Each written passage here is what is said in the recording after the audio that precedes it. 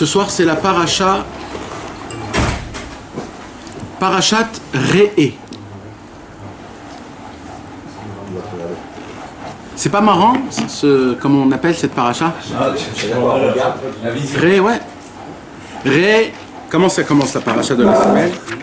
Re'e anochi noten ifnechem hayom bracha uklala. Kadosh Baruch Hu, il dit, regardez bien, je vais vous mettre devant vous, l'ifnechem, devant vous, la bracha et la klala. Normalement, c'est pas un paquet qu'on met devant toi, la bracha et la klala. La bracha, c'est une bracha. La klala, c'est la klala. Alors ça veut dire quoi que Hachem y met devant nous la bracha et la klala?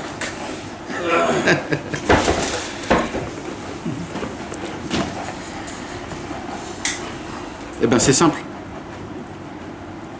Dans cette paracha-là, Moshe Rabbeinu il vient et il dit, vous voulez savoir c'est quoi la bracha ou la klala? Re'e, c'est les rachetevot, Uman Rosh Hashanah. C'est toujours un mois avant. Il faut voir maintenant, ça dépend comment.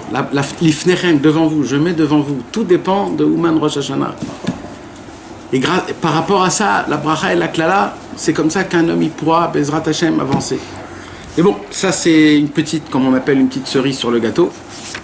Bezrat Hashem, on l'a dit la dernière. La cerise sur le gâteau. Ouais, une petite cerise. On l'avait dit l'année dernière, celui qui se rappelle de ça, tada.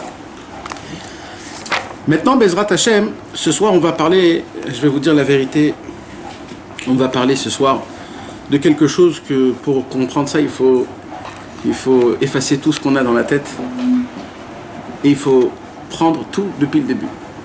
Tout depuis le début. Parce qu'on a trop entendu des choses, ça c'est important, ça c'est une ségoula pour ça, il faut commencer par ci, il faut commencer par ça, il faut faire comme ça. Et nous, qu'est-ce qu'on fait? On entend et on applique. Alors des fois on fait comme ça, des fois c'est très bien, tout est très bien, mais pour qu'un homme il puisse gagner de l'argent quand il investit dans un magasin, quand il investit dans quelque chose, il y a des étapes à passer. Il y a une étape, c'est l'investissement, après une étape, c'est de créer la chose, après c'est une étape de diffuser la chose, après c'est une étape, c'est des étapes, il y a plusieurs étapes. Et quand les étapes ils sont bien fondées, alors une personne elle peut gagner son argent, sa parnassa. C'est comme ça que ça fonctionne. Si quelqu'un il rentre dans un travail et qu'il met plein d'argent, il ne sait pas ce que c'est, etc., et il y a beaucoup de chances qu'il peut tomber. Alors comment un homme il peut ne pas tomber dans son business, ou alors dans sa vie, ou alors comment? Quand d'abord il réfléchit beaucoup, il essaye de voir comment ça commence, c'est quoi les premiers pas, c'est quoi les deuxièmes, c'est quoi le troisième, par où on va, par où on y est. Et plus la personne, son commencement il est bien, plus la personne, comment il construit son projet, il est fondé, plus il pourra gagner par rapport à ça. Ou alors, il sait qu'il faut se retirer de là-bas parce qu'il n'y a rien à gagner. Mais quand un homme, il réfléchit pas trop, etc., il rentre, vite fait, il fait comme ça, alors c'est bien, ok, mais le profit, il est très... Il n'y aura pas de profit, même dans la Avodat Hashem. C'est très très bien tout ce qu'on fait. Il y a, Baruch Hashem, il y a des gens qui étudient la Torah, il y a des gens qui prient Shacharit Mincha Arvit, ils mettent les téfilines, ils font Shabbat, et on leur propose un mikvé, ils vont au mikvé, on leur propose Chatzot, ils font Chatzot, on leur propose au Rosh Hashanah, ils font... Mais c'est tout au hasard, c'est un bazar, ça veut dire on te donne, tu prends, et voilà. Il n'y a pas de création, de se créer, de fonder, La Torah, elle nous dit Kitivne Baït, créer une maison. Pour créer une maison, c'est pas que tu viens dans un terrain, tu poses ta maison et c'est là que tu habites. Non, il faut creuser, il faut faire couler du ciment. C'est tout un... pour que la maison elle puisse tenir. Parce que si tu viens et tu poses ta maison sur un parterre, sans rien du tout, et après tu veux construire, tout tombe. Pour que les choses puissent tenir bien comme il faut, pour qu'on puisse faire teshuva réellement, mes amis. Parce que, en vérité, mes amis, c'est quoi notre conversation? C'est quoi notre conversation? C'est en vérité, je vais vous dire, parce que des fois vous ne savez pas. Vous voulez savoir c'est quoi notre conversation? En vérité, c'est qu'on veut faire teshuva. C'est ça le réel de ta vie, de nous tous, quand on nous pose la question, qu'est-ce que tu fais, c'est quoi? En vérité, on a un seul but, on a une seule chose, c'est quoi? On veut faire teshuva. Donc on est dans un ta'alir, on est dans un chemin que Bezrat Hashem, j'espérerai le dernier jour de ma vie dire Hashem, voilà, Baruch Hashem, j'ai fait teshuva. J'ai fait tous les conseils, j'ai essayé, on m'a dit tout comme il faut. Mais surtout de ne pas croire qu'on est déjà après. On n'est pas du tout après. Parce qu'il y a encore plein de choses qu'on ne fait pas, il y a encore plein de choses qu'on ne connaît pas, il y a encore plein de choses qu'on n'a pas goûté, il y a plein de choses. Alors quoi? Alors on retombe, on descend, on remonte, on retombe. Alors c'est quoi ta vie? Une fois t'es en haut, une fois t'es en bas, une fois ça marche. Non, non, moi je suis très bien, je sais exactement où je suis. Je suis en mode, je suis en talir, c'est-à-dire en processus de teshuva. Et c'est qui mon maître qui m'apprend à faire teshuva? C'est Rabbi Nachman de Breslev, qui s'est proclamé que par moi on peut faire teshuva. Parce que moi j'ai tous les conseils, émettent les conseils sincères et véritables que par moi on peut faire teshuva. Parce que personne d'autre m'aide à faire teshuva. Pourquoi? Pourquoi? Il n'y a pas des autres qui ont parlé à teshuva? Bien sûr qu'il y a des autres. Mais il y a une différence quand quelqu'un il t'attrape la main et il dit je marche avec toi, je fais avec toi teshuva, que quand il y a quelqu'un qui dit écoute, tu vas au fond, tu tournes à droite, et à droite tu verras, et là-bas tu poses la question, qu'est-ce qui se passe? Mais où tu m'as amené là? Mais c'est quoi ce... Rabbeinu il dit t'inquiète pas mon frère, moi je vais venir, viens on se tient la main, et je vais marcher. Pas après pas, je vais t'apprendre comment il faut avoir la émouna, je vais t'apprendre comment il faut être bessimcha, même si t'as rien. Oui, tu vas voir, il faut chanter, danser, même si t'as rien. Tu verras, ça fait partie de la teshuva. Comment prier, même si tu comprends aucun mot. Et quand même, il faut prier. Et comment, et ainsi de suite. C'est ça, Rabbeinu. Et Rabbeinu, il est là, il nous apprend. Donc, nous, en fait, on est tous en mode toute notre vie. C'est pas, moi j'ai fait teshuva, hein. Ça fait 15 ans, j'ai fait teshuva. Non, il n'y a pas, ça n'existe pas, ça, chez Rabbeinu. Je suis en mode de teshuva, ça fait 20 ans que je suis en mode de teshuva. Voilà, Baruch Hashem. Des fois j'arrive, des fois j'arrive pas, mais c'est mon chemin. C'est pour cela, mes amis. C'est pour cela que ce soir, on va faire un seder. On va faire un ordre dans tout ça. Parce qu'il y a trop de bazar. Alors on va faire... C'est pour ça que je vous ai dit, il faut maintenant essayer d'oublier tout. On va essayer de se calmer. Et maintenant, on va essayer de parler du premier, depuis le début, le commencement de tout. C'est quoi déjà la première chose, le premier pas, sur quoi il faut mettre les forces et avec quoi il faut aller marcher en fur et à mesure tout le temps. Bien sûr, tout ce qu'on va parler, ça parle de notre paracha de la semaine, la paracha de Re'é. D'accord? On va étudier ce soir un Likuta Alachot, Ilchot Bechor Behema Teora Alacha Gimel. C'est une Alacha dans le Likuta Alachot, une Alacha qui est basée sur la plus longue Torah de Rabbeinu, la Torah He Chelek Bet. La Torah He Chelek Bet, c'est la Torah que Rabbeinu il a dévoilée 1 an avant de mourir. C'est la Torah, ça s'appelle la Torah de la Emouna. La Torah de la foi. C'est une Torah, mes amis, c'est une Torah qu'on ne peut même pas s'imaginer ce que c'est cette Torah. Rabbeinu il a dévoilé cette Torah, vous savez quand? Rabbeinu il est allé faire Tashlir. Et quand il est allé faire Tashlir, en descendant la descente là-bas, il est tombé, il était habillé tout en blanc, il était très très beau, il est tombé dans la boue. Et il s'est complètement sali, complètement, surtout les habits blancs. À l'époque, on n'a pas 15 khalifot, on a une. Tofer, comment on dit Tofer? T'en fais en coudre une, il n'y en a pas deux, tu peux pas les acheter. À l'époque, alors vite, les élèves, ils sont venus élever Rabbeinu. Rabbeinu a dit non, laissez-moi dans la boue. et après, Rabbeinu, il s'est levé et il a dit, quand j'étais dans la boue, dans le ciel, on m'a dévoilé même ce que Moshe Rabbeinu ne savait pas. Avant de mourir, Moshe Rabbeinu, il avait une seule question à Hachem. Une. C'était quoi la question qu'il avait, Moshe Rabbeinu? Comment c'est possible? Tzadik veralo, Racha vetovlo. Comment c'est possible qu'il y a des tzadikim qui souffrent et comment c'est possible qu'il y a des rechaïm qui ont une belle vie? Comment? Rabbi Akiva Non, c'est pas à ce moment-là même. Ça se peut que ça ait été influencé, mais et Mamach, c'est ça. Et Akadosh Baruch Hu, il lui a dit, pour que tu comprennes ça, il faut que tu meurs.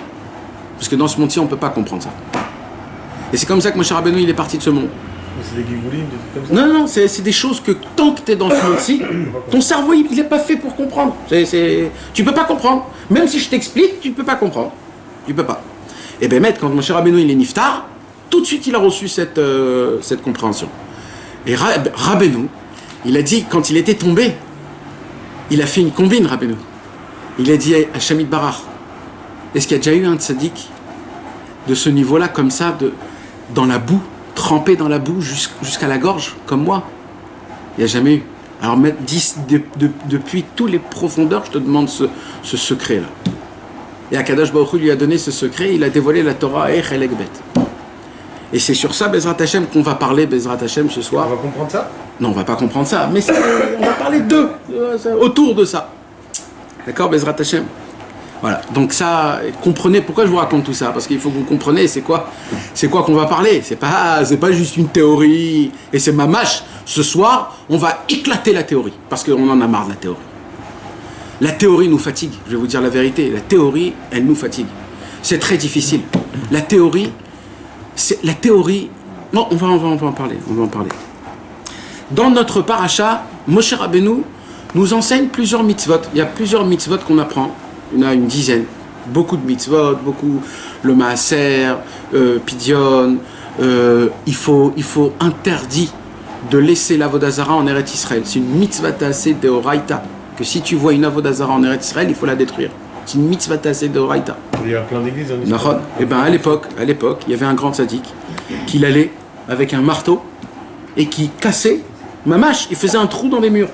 Dans chaque avodah zara qu'il y avait à Yerushalayim, c'est une mitzvah d'oraita, c'est interdit. Hashem Yitbarach, il dit j'interdis en Israël qu'il y a une avodah zara. C'est pas partout dans le monde normalement. Normalement oui, mais dans le monde il appartient au monde, à l'humanité. Mais Eretz Israël, ça appartient aux Juifs. Donc qu'il y a une avodah zara en Eretz Israël, c'est très grave. Akadosh Baruch Hu, il dit tant qu'il y a une avodah zara en Israël, je suis en colère. Il dit c'est dans notre paracha à nous. Et c'est pour ça que c'est très grave. À l'époque à Jérusalem, il y avait des grandes manifestations de grands tzadikim qui allaient. C'est des grandes histoires. Qu'Akadosh Baruch Hu, il fasse que Bezrat Hashem tout s'enlève. Amen. Une des mitzvot qu'on va parler ce soir, que de ça est basé le Dvar Torah de Rabbi Nathan. C'est quoi? Je vais vous le lire d'abord en hébreu, Bezrat Hashem, et après on va l'expliquer en français. C'est quoi la mitzvah? La mitzvah, elle commence comme ça. C'est dans Shvi'i, vers la fin de la paracha.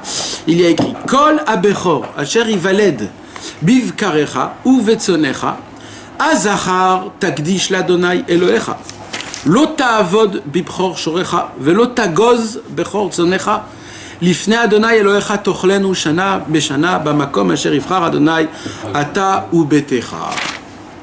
Il y a une mitzvah tassé de Horaïta, une mitzvah positive. C'est quoi la mitzvah positive? L'Akadosh Baruch Hu nous demande tout bétail, toutes sortes de bétail, ou les gros bétails ou les petits bétails. Tout premier-né de chaque bétail, il est kadosh. C'est-à-dire quoi il est kadosh? Il n'est pas à toi. T'as une vache, le vache elle a enfanté comment on appelle? Un veau. Le premier veau, l'aîné de la vache, il n'est pas à toi. Il n'est pas à toi. Alors ça veut dire quoi il n'est pas à toi? Alors la Torah nous dit, il appartient à Hachem. Ça veut dire il faut faire quoi? Non, il faut mamash, l'emmener au Beth Amikdash, le donner au Kohen et le sacrifier. Maintenant il y a des parties du corps de la bête qu'on ne sacrifie pas. Et où ça va, cette viande? C'est le Kohen qui le mange. Et si le Kohen il veut, il peut te donner un petit peu à toi si tu veux. Manger avec lui. Mais s'il veut, il peut manger tout pour lui. Mais la mitzvah c'est quoi? C'est de sanctifier les premiers-nés bétail. Bétail, petit bétail et grand bétail. Maintenant mes amis, jusqu'à où ça va? Ça va à cette manière-là que puisque ça ne t'appartient pas, donc tu n'as pas le droit de l'utiliser. C'est-à-dire quoi tu n'as pas le droit de l'utiliser? La Torah nous dit que tu n'as pas le droit de mettre rien dessus sur lui. Même pas un verre, même pas une plume, rien. Tu dois pas, si par exemple il y a du soleil, tu veux te mettre avec de l'ombre, et lui il te fait de l'ombre, tu n'as pas le droit. C'est dommage kadosh, c'est comme si que... c'est kadosh, ça appartient à Hachem, tu dois avoir aucune utilité. Troisième point qui est encore plus important, c'est quoi? C'est que en plus que tu n'as pas le droit de l'utiliser, tu dois le garder à la perfection. Pourquoi? Parce qu'on n'a pas le droit de sacrifier un sacrifice qu'il a un moum. C'est quoi un moum? Un défaut. Alors c'est quoi les défauts? Alors dans le Rambam, il y a écrit tous les défauts. Il y a au moins 90 défauts. Il ne faut pas qu'il soit qu'il louche. Il ne faut pas qu'il ait des problèmes dans son ventre. Il ne faut pas qu'il a mangé quelque chose de pas bien. Il faut qu'il soit parfait. Donc tu ne dois pas le mettre trop dans le soleil. Tu dois faire en sorte qu'il boit de l'eau. Et ainsi de suite. Chaque chose pour le garder bien, pour qu'il puisse être sacrifié dans le Beth Amikdash. Qu'est-ce qui se passe maintenant si il n'est pas... Alors comment ça s'appelle ça en hébreu mes amis? Ça s'appelle Tamim. C'est quoi Tamim? Parfait. Tamim, c'est parfait. La Torah nous demande qu'il faut qu'il soit Tamim. C'est quoi Tamim? Parfait. Pur. Pur. Maintenant, qu'est-ce qui se passe s'il n'est pas parfait? Il s'est passé, elle a marché, elle s'est cassé le bras. S'il s'est cassé le bras, il n'est pas tout... C'est fini. Cette vache, cette chevaux, il redevient au balabait. Mais maintenant, il faut qu'il aille chez le Kohen. Il faut que le Kohen voie vraiment que c'est vraiment un vrai moum, c'est-à-dire c'est un vrai défaut. Et dès qu'il dit c'est bon, c'est ok, il reprend son veau et après ça devient à lui. C'est comme ça, c'est terminé. D'accord? Il n'y a pas de rachat, il n'y a pas de... Il y a une possibilité de faire le rachat si tu veux. Mais le rachat, c'est c'est un deuxième niveau. De base, la mitzvah, c'est de le donner au Kohen pour le faire sacrifier. Alors, le rachat, c'est quand qu'on le faisait, le rachat? C'est depuis que le Beth Amikdash n'est plus. Là, on fait le pidyon bechor behema. Là, on fait le rachat. Comme le Beth Amikdash n'est pas, donc on ne peut pas sacrifier la bête. Jusqu'à aujourd'hui, hein, mes amis. Jusqu'à aujourd'hui, un homme qui a des vaches, un homme qui a... Jusqu'à aujourd'hui, ça fait partie des mitzvot, on dit en hébreu, mitzvot nedirot. C'est quoi mitzvot nedirot? Des mitzvot rares. Dans les 613 mitzvot, il y a des mitzvot habituels que l'on fait tous, et il y a des mitzvot qui sont rares. On raconte que la Rizal, il était très... il courait après les mitzvot rares. Il achetait des bétails pour faire la mitzvah du pidyon. Il faisait le shiloh haken aussi, ça fait partie des mitzvot nedirot. Il y a plein de mitzvot nedirot, des mitzvot qui sont rares, que c'est vraiment important de les faire. Et donc aujourd'hui, jusqu'à aujourd'hui, il y a aujourd'hui des juifs orthodoxes, des bons juifs, ils vont chez des arabes ou ils vont chez des gens et ils voient quand il y a ils payent, ils disent écoute voilà celui-là je t'achète la vache, dès qu'elle a son premier-né tu me le donnes et ils font toute une cérémonie avec des rabbanim, mais il y a une mitzvah, il y a une bracha à faire Baruch ata Hashem Elokeinu melech haolam asher kideshanu b'mitzvot tzivanu al mitzvat pidyon petech hamor ou alors mitzvat pidyon bechor behema. Il y a une mitzvah, il y a une bracha mamash. Il faut faire une seuda, il faut faire le kiddush, il faut faire un kos kiddush. C'est toute une... c'est une vraie mitzvah, c'est une vraie mitzvah mamash, une vraie mitzvah.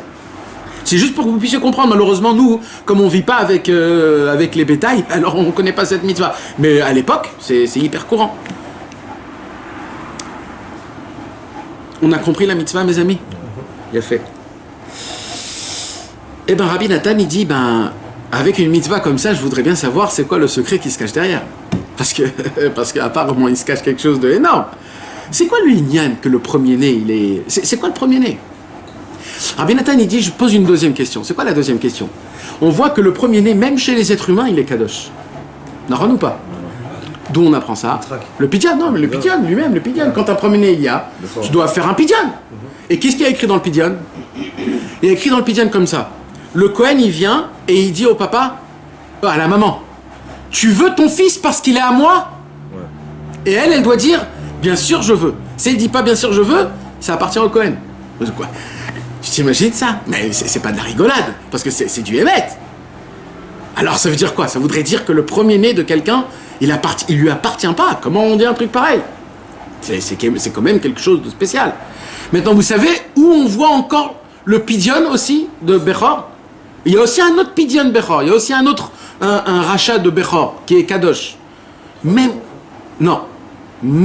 un âne, quand un âne il enfante son premier-né et que c'est un garçon, on parle que quand c'est des garçons, hein, pas quand c'est des femelles.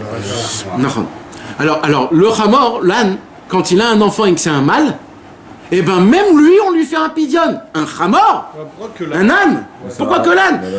Toujours dans la Torah, on a des halachot sur les bêtes tahor, c'est-à-dire les bêtes qu'on peut manger. Les bêtes qu'on peut manger, ils ont toutes ces halachot. Mais un âne, on n'a jamais vu une halacha sur un âne. Jamais vu une halacha sur un âne. Il n'y a aucune halacha sur aucun âne, rien du tout. C'est quoi cette halacha de faire un rachat d'un âne? Et même un âne, on ne sacrifie pas au Beth Amikdash, un âne, parce que ce n'est pas une bête qui est pure. Ouais.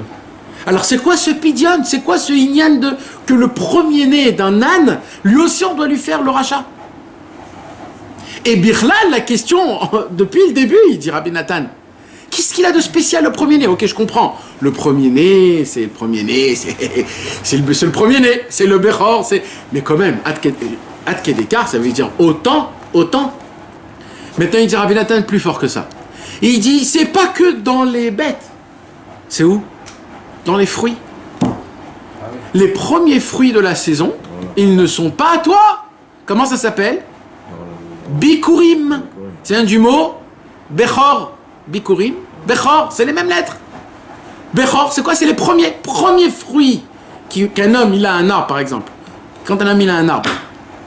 Et il y a eu déjà 3 ans, 4 ans, c'est-à-dire avant qu'il a fait Orla, Trumot ou Maasrot, ça fait déjà, on va dire, 15 ans que l'arbre, il sort des fruits. La saison où il sort les fruits, les premiers fruits qui sortent, la Chayil nous dit, il doit prendre un ruban, il doit attacher autour du fruit, pour qu'il se rappelle que ce fruit-là, c'est le premier. Et lui, il n'est pas à moi. Et ça, je l'emmènerai au Beth Amikdash plus tard. C'est quand même, il dit Rabbi Nathan, qu'est-ce qu'il y a de spécial dans le Bechor? C'est quoi cette chose-là qui est en premier? C'est quoi le remez? C'est quoi le remez, l'allusion? On appelait Bechor. Hein?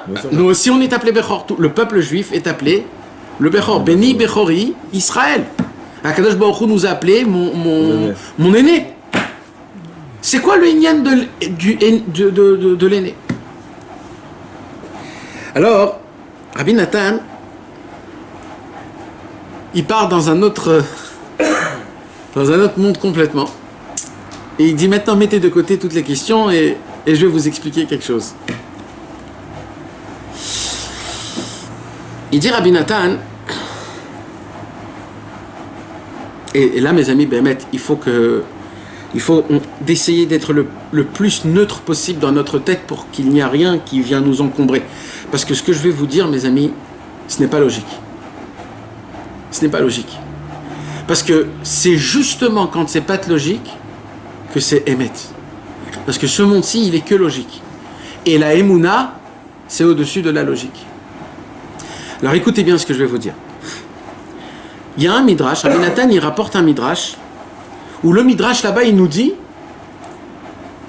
Léolam, ilmad adam, me adam arishon, she'asa et atzmo arum kebehema.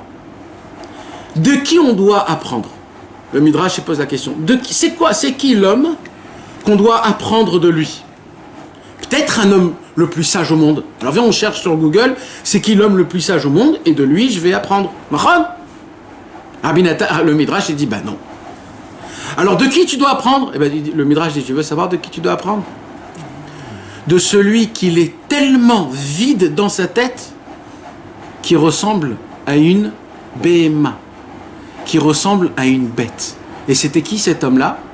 Adam Arishon. Quand Adam Arishon, il est venu au monde à 25 ans. Quand tu viens au monde, Adam Arishon, imaginez-vous, un monde parfait, pas oc, rien, il n'y a personne à fumer une cigarette, le monde il est 100% pur, il est parfait. Maintenant il n'y a rien, il sait rien, il est né. Il connaissait rien à cette époque-là. Il ne savait pas que ça existait des bananes. D'où il sait que quand tu ouvres une banane, il y a dedans une vraie banane bonne qui est bonne? Il ne savait pas. Dans le Gan Eden, il y avait tout. Non, dans le Gan Eden, tout était déjà prêt. Dans le Gan Eden, il y a écrit comme ça que la viande poussait sur les arbres. Il fallait juste les prendre et le manger. Donc c'était déjà fait. Voilà. Mais dès que tu es venu dans ce monde-ci, il fallait travailler pour manger. Alors maintenant, Adam Arishon, il rentre dans un monde pareil. Il n'y a rien. Comment on fait? Il ne savait même pas ce que ça veut dire avoir faim. Il ne savait même pas qu'il fallait manger. Alors, comment il appelle ça, le Midrash? Arum kebehema. C'est-à-dire, nu comme un animal. Nu où? Pas dans les habits. Dans la tête. Pourquoi? Parce que c'était le commencement, il n'y a encore rien. Le Midrash, il dit, vous voulez savoir de qui on apprend? D'Adam Arishon, quand il était au tout début. Ah bon? Mais c'est pas logique. Normalement, j'ai besoin de quelqu'un qui a du savoir-vivre, qui a du vécu, qui a souffert. J'ai besoin de quelqu'un il a étudié beaucoup, il a une grande sagesse, il connaît beaucoup de choses, il connaît beaucoup de monde. C'est d'un homme comme ça que je dois connaître. Eh bien, le Midrash nous apprend quoi? Qu'en vérité, l'homme, de référence, le meilleur au monde que normalement on devrait apprendre, toujours, même aujourd'hui, ça serait de qui? D'un homme qui est vide dans sa tête comme un animal. Ça veut dire quoi comme un animal? Parce que vous savez, dans le Midrash, chaque mot, c'est pas stam, il faut comprendre. C'est quoi un animal? Behema. Alors le Midrash dit un chidouche, c'est quoi une behema en hébreu? Behema, c'est ba-ma. C'est qui dit ba-ma? C'est les bébés. Vous croyez, il dit Midrash, vous croyez que c'est Stam que un animal, ça s'appelle Behema? C'est pas Stam. Behema, ça veut dire quoi de se mettre comme une Behema? Que Adam Arishon, il était comme une Behema? C'est qu'il avait même pas cette force-là de pouvoir pour parler avec des gens. Il était comme un enfant. Alors maintenant, quand nous, on regarde un enfant, mes amis, à nos yeux, à nous, comment on les voit, nos enfants? Comme des petits imbéciles. Et on dit, tu vas grandir, tu vas apprendre, tu vas savoir. Le Midrash, il dit complètement l'inverse. Le Midrash, il dit, c'est qui les hommes les plus sages au monde? Ce sont les enfants. Mais attends. Adam Arishon, il devait parler avec sa femme, et d'ailleurs, c'est à cause de ça. Il était le premier, il n'y avait personne. Il est pas né bébé, lui. Il est né, il avait une forme d'homme déjà quand il est né. Après. Dans sa tête, il était un bébé. Quand même. Oui, mais il avait une forme Ouais. d'homme. Non, mais il parlait. Mais c'est une image qu'on te donne. Mais il parlait très bien, Adam Arishon. C'était juste une image, ça veut dire quoi? Il parlait exactement comme un enfant, il parle. Il parlait quoi, Adam? Bien sûr. Mais il parlait comme un enfant. Tu sais comment il parle un enfant? Quand il vient, ouais, il a pas de... Je vais lui demander comme ça pour qu'il me donne, je vais faire ça. Non, papa, t'as un couteau? Mais pourquoi tu veux un couteau? Parce que je veux faire des trous dans le mur. Mais je veux pas que tu fasses ça. Pourquoi, papa? Ça veut dire quoi? Tu prends ton verre, ton fils, il renverse comme ça, tu dis mais pourquoi tu renverses? Lui, le pauvre, il veut voir. En fait, comment ça s'appelle un professeur de chimie? C'est un chimiste, il veut voir comment l'eau tombe, comment ça reçoit d'ici. Ce sont des grands rachamim, les enfants. Ils font des dessins comme Picasso, comme ça. Et nous on dit c'est quoi ce grabouillage? En fait, on n'arrête pas de les mépriser. Mais ce sont de très grands artistes, nos enfants. Ce sont des très grands professeurs de chimie, de biologie. Ils veulent tirer partout. Pourquoi? Pour voir la vitesse, pour voir comment ça fait le bruit. Ils sont là, ils sont ouverts au monde. Ils veulent entendre, ils veulent voir. Pourquoi ils sont devant la télé? Parce que la télé, ça leur parle. C'est les images, c'est le son, c'est tout. Comment ça se fait? Eux, comment ils voient, comment ils entendent, comment ils parlent. C'est pas du tout le même monde que le nôtre. Et ne croyez pas une seule seconde qu'on peut les comprendre. Ne croyez pas ça. Parce que le Midrash nous apprend justement que qu'est-ce qui se passe? Il se passe que petit à petit, quand on rentre dans ce monde-ci, on perd cette pureté-là. On la perd. C'est quoi qu'on la perd? Pas on la perd. On la modifie, on la salit, on met une couche. Allez, peinture bleue, peinture rouge. Allez, et des peintures, des couches de peinture. Et tu casses. Jusqu'à qu'aujourd'hui, quand tu as l'âge de 30 ans, dans ta tête, pour gagner de l'argent, il fallait travailler très dur pour que ton patron il te donne de l'argent. Et quand tu es un enfant, il s'en fout de l'argent. Il dit, mais papa, qu'est-ce qu'on s'en fout de l'argent? Viens, on prend, viens, on fait. Maintenant, toi, tu veux lui expliquer que c'est pas comme ça que ça fonctionne. Et tu essaies de lui expliquer. Lui, il comprend pas. Pourquoi il comprend pas? C'est un bête? Non! Parce que chez lui, c'est tellement pur. Chez lui, c'est tellement simple et pas de la même manière que tu l'expliques qu'il comprend pas. Il dit, mais pourquoi mon père, il fait comme ça? Pourquoi il s'énerve après maman? Pourquoi il me parle comme ça? Ils comprennent pas, les enfants. Et quand ils nous voient, nous, alors ils disent, apparemment, c'est comme lui que je veux être. Et ils nous regardent, nous, et c'est comme ça qu'ils deviennent, malheureusement, des robots. Chas v'shalom.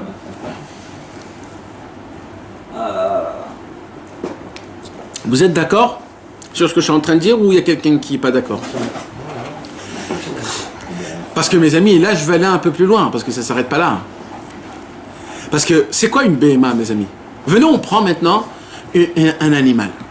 Quand je dis à quelqu'un espèce d'animal, c'est une insulte, Mahon. D'après la Torah, non. D'après la Torah, d'être un animal, c'est pas une insulte. Vous savez qu'est-ce qu'il a dit David Amelech? David Amelech, il a dit Be'emot haïti imach.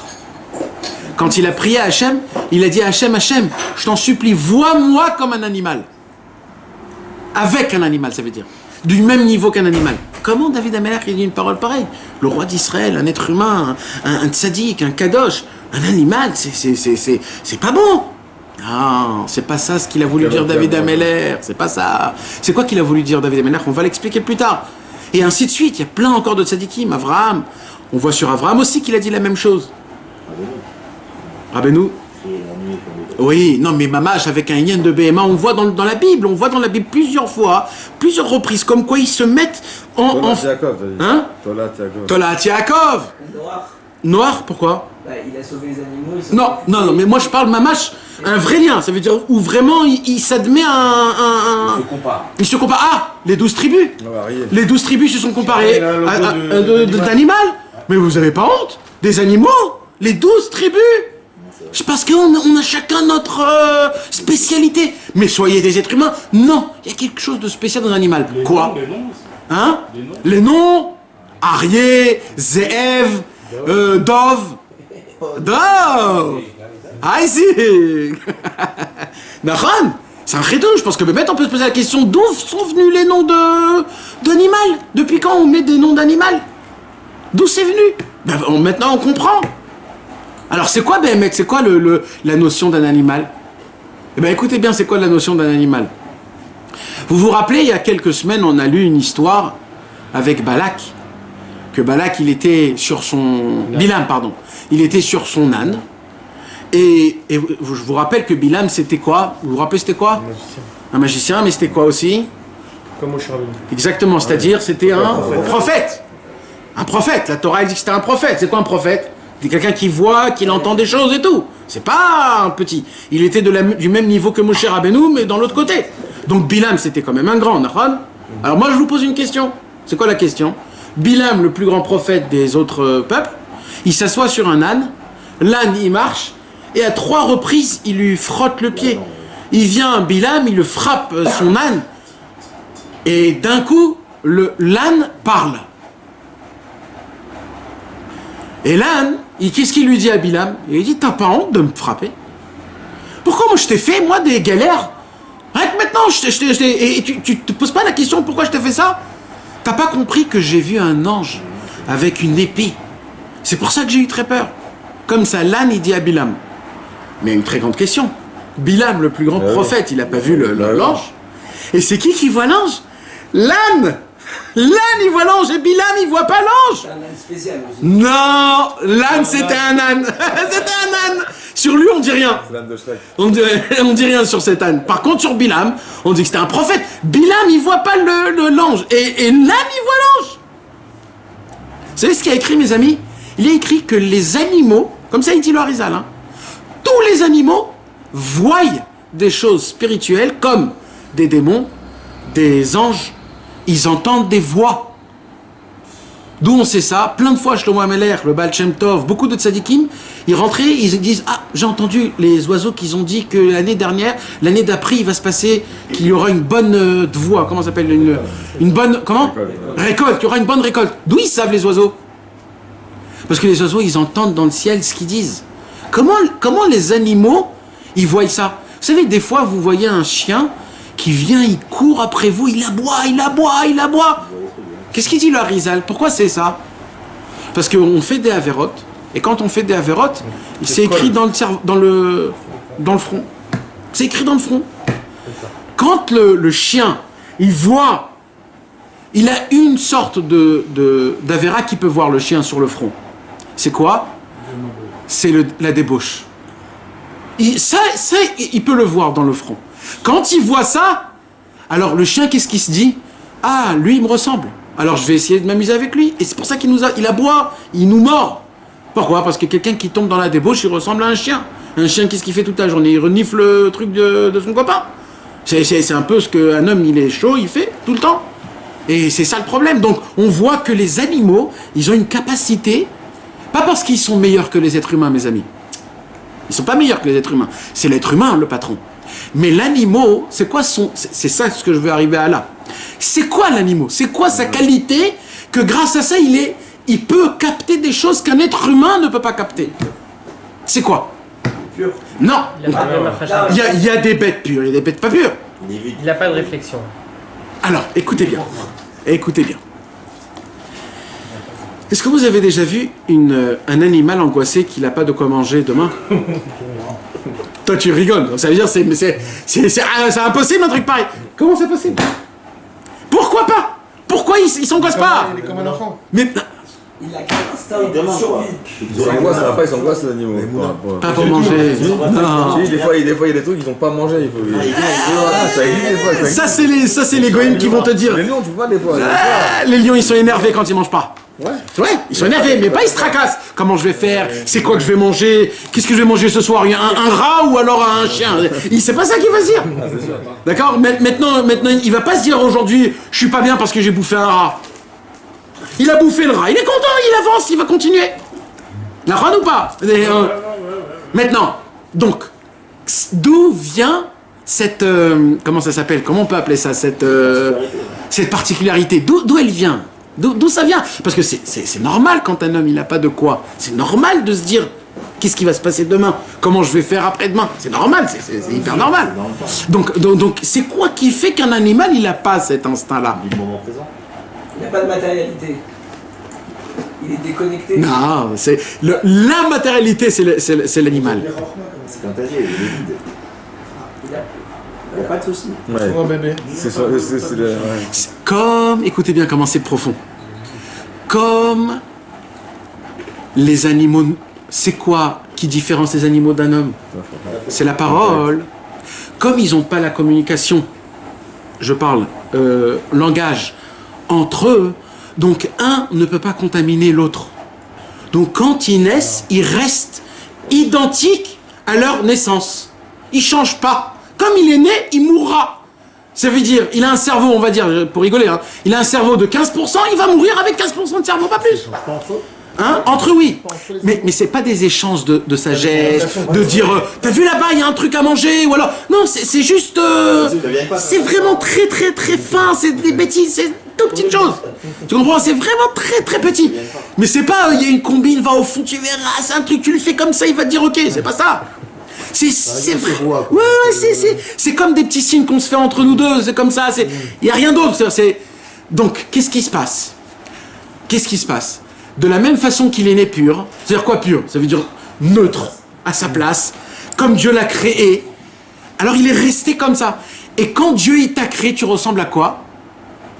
À un enfant. Mes amis, il y a écrit, vous savez comment le monde il maintient? Comment le monde il tient? Avec tout ce qu'il y a dans le monde. C'est quoi qui maintient le monde? Béhémet. T'entends des choses. Il y a écrit. C'est la buée des enfants. Quand ils parlent. La buée. C'est même pas les paroles. Pourquoi il y a écrit Evel? Pourquoi il y a écrit la buée? Il aurait pas pu dire la Torah. Non, il aurait pu dire la Torah. Il y a écrit la buée. Pourquoi la buée? Parce que ce qu'ils diront, quand ils rigolent, quand ils pleurent, quand ils mangent, quand ils crachent un enfant, tout ce qu'il fait c'est pur. Et c'est quoi la preuve? C'est que le papa, quand il regarde son fils, qui se salit, qui bave, qui toujours il rigole. Oh, comment il est mignon, regarde comment il est mignon. Tu t'imagines, toi, un mec, tu vas commencer à cracher, tu vas baver, il va dire, oh, va te laver, toi. Mais venez, on reste des enfants, venez, on rigole de tout. Venez, pourquoi se faire des trucs comme ça? Les enfants, ils sont comme ça. Ils peuvent s'asseoir dans le Nutella, s'asseoir dedans et se mettre partout comme ça. Et il est bien, il est tout bien, il a partout des vermicelles, des trucs. Il est très bien, lui. Il se renverse sur lui du coup de coca, il rigole. Mais tu dis, je peux pas. Lui, il est bien. Eh ben, on a perdu cette qualité, mes amis. Et vous voulez savoir qu'est-ce que c'est les vacances? Parce qu'aujourd'hui, on a terminé les vacances. C'est quoi les vacances? Tout le monde dit, allez, les vacances. Ah, les vacances. Tout le monde parle des vacances, c'est quoi? On veut. On se dit, pendant toute l'année, j'ai travaillé comme un fou. Je me suis allé à droite à gauche. Mais au moins, en vacances, je voudrais revenir à mon enfance. Mais on croit comme ça, mais c'est faux. Parce qu'il n'y a rien qui peut te ramener à ta... Tu peux enlever ces couches de peinture là. Alors voilà, on va parler de ça. Moi, pour l'instant, j'explique le contexte, comment il est dans le monde comme ça. Donc maintenant, imagine-toi un homme... Alors, maintenant, je réexplique. Il dit Rabbi Nathan, qu'est-ce qui se passe alors? Alors, il dit Rabbi Nathan, un homme, il grandit. Dès qu'il grandit, il sort. Il voit son père, sa mère, les oncles. Il voit dehors. Alors, encore plus, il voit des films et des séries. Alors là, j'en parle même pas. Et tout ce qu'il voit, c'est une éponge. Il attrape pour refaire. Vous voyez pas des fois votre fille qui fait la mora devant la glace, comme ça? Pourquoi elle fait la mora? Pourquoi elle imite Samora? Parce que elle veut refléter cette chose. Pourquoi? Parce que pour elle, c'est quelque chose de grand qu'il faut apprendre. Un enfant, dans sa nature, c'est quoi? C'est de tout de suite refléter ce qu'il voit. Quand un enfant, il veut se déguiser à Purim en policier avec des pistolets, c'est parce que pour lui, son délire, c'est de tirer avec des pistolets. Pourquoi son délire, c'est de tirer dans le pistolet? Adam Arishon, il voulait tirer en pistolet, Adam Arishon, quand il est né? Non. Pourquoi? Parce qu'il les a vus. Et quand il voit, alors qu'est-ce qui se passe? Alors il se dit dans sa tête, la puissance, la force. Je vois comment...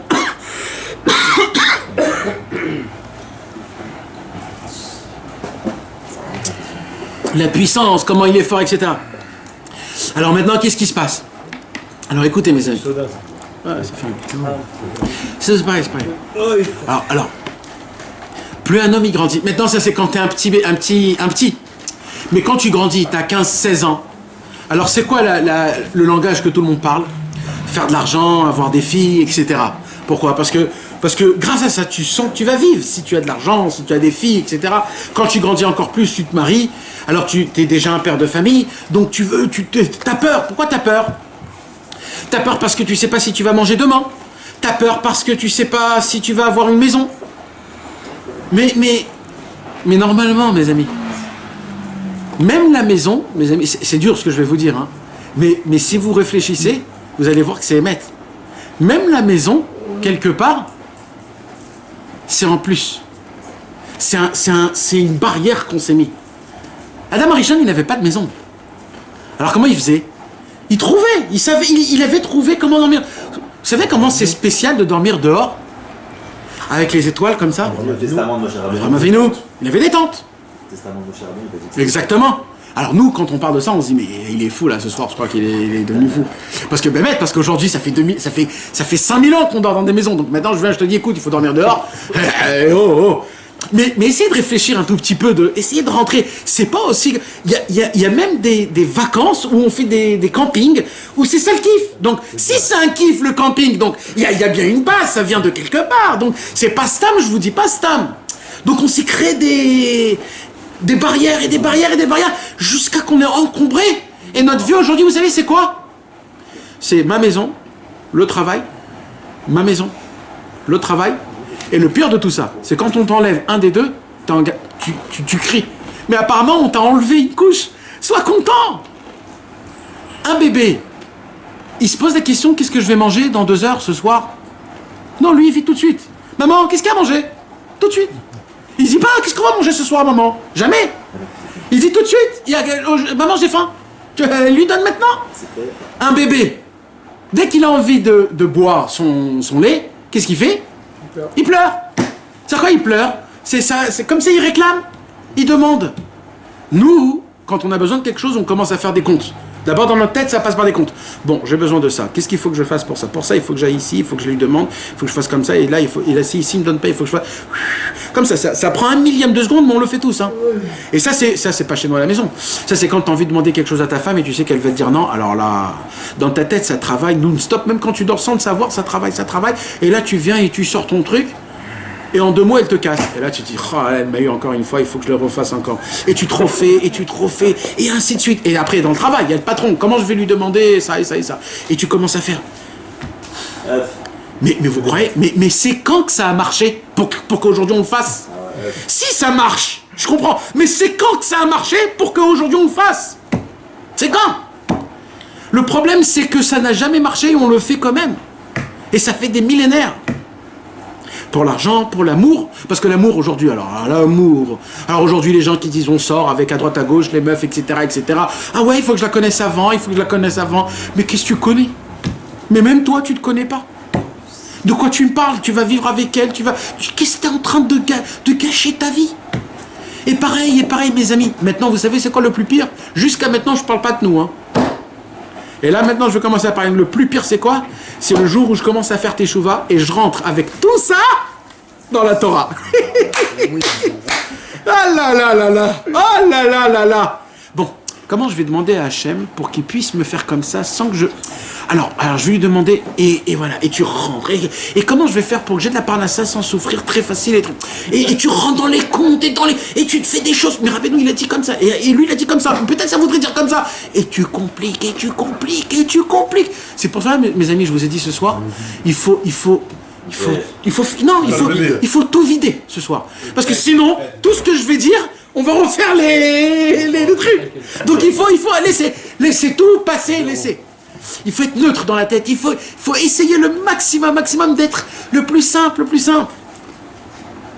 Stam, hein, mes amis, juste je vous dis, le Baal Shem Tov, il donne un exercice. Mais le Baal Shem Tov, il donne un exercice tous les jours. Je ne sais pas si on peut le faire tous les jours, mais moi je dis au moins essayer, au moins de temps en temps. Vous savez quoi? Non, de s'asseoir dans une chaise, qu'il n'y a pas de bruit, que tu ne sois pas embêté, de fermer les yeux et de t'imaginer que tu as un an. Maintenant comme t'es, mais de t'imaginer comme si tu as un an. Mais dans tout. Et le Baal Shem Tov, il dit ça s'appelle du Ishuvadat. C'est ça le Ishuvadat. Nous, on croit que le Ishuvadat, l'apaisement d'esprit, c'est attends, je vais réfléchir. Et là, tu t'encombres et tu sais plus quoi faire. Le Baal Shem Tov, il dit non, le Ishuvadat, c'est complètement à l'envers. C'est éteins tout. Enlève. Vous savez à quoi ressemble notre tête? Notre tête, elle ressemble à une cocotte minute. Mais pas une cocotte minute que ça fait 1 heure qu'elle est allumée. Une cocotte minute que ça fait 30 ans qu'elle est allumée. Tu t'imagines le sifflet qu'elle fait? Et dans ta tête, ça siffle, mon frère, parce que t'as trop de choses. Et le cerveau, il dit, mais il n'y a plus de place, parce que c'est en train de faire, il n'y a plus de place. Et ça va péter un jour. Un jour, ça va péter. Comment tu vis tu ça? Tu te mets dans ta tête qu'en fait, t'as besoin de rien. Rien. Eh ben, t'as besoin de rien. T'as besoin de rien, t'as besoin de rien. Tu te rappeler que t'as besoin de rien. Nahon, alors pendant 5 minutes, non. Pendant 5 minutes. Nahon. Comment tu l'achètes? Ah, ça, ce niveau-là, c'est pas... Non, c'est pas ce que c'est. C'est pas ce que c'est. Rabbi Zaira, il a jeûné 40 jours. 40 jours pour oublier toute la Torah qu'il a étudiée. Tu t'imagines ce que ça veut dire, ça? Il y a beaucoup de gens que je vais chez eux, des orthodoxes, des lamdanim dans la yeshiva, je leur pose cette question, juste expliquez-moi ce que ça veut dire quoi? Qui jeûne pour oublier la Torah, mais où c'est écrit un truc pareil? Ils jeûnent pour apprendre la Torah. Oui, exactement.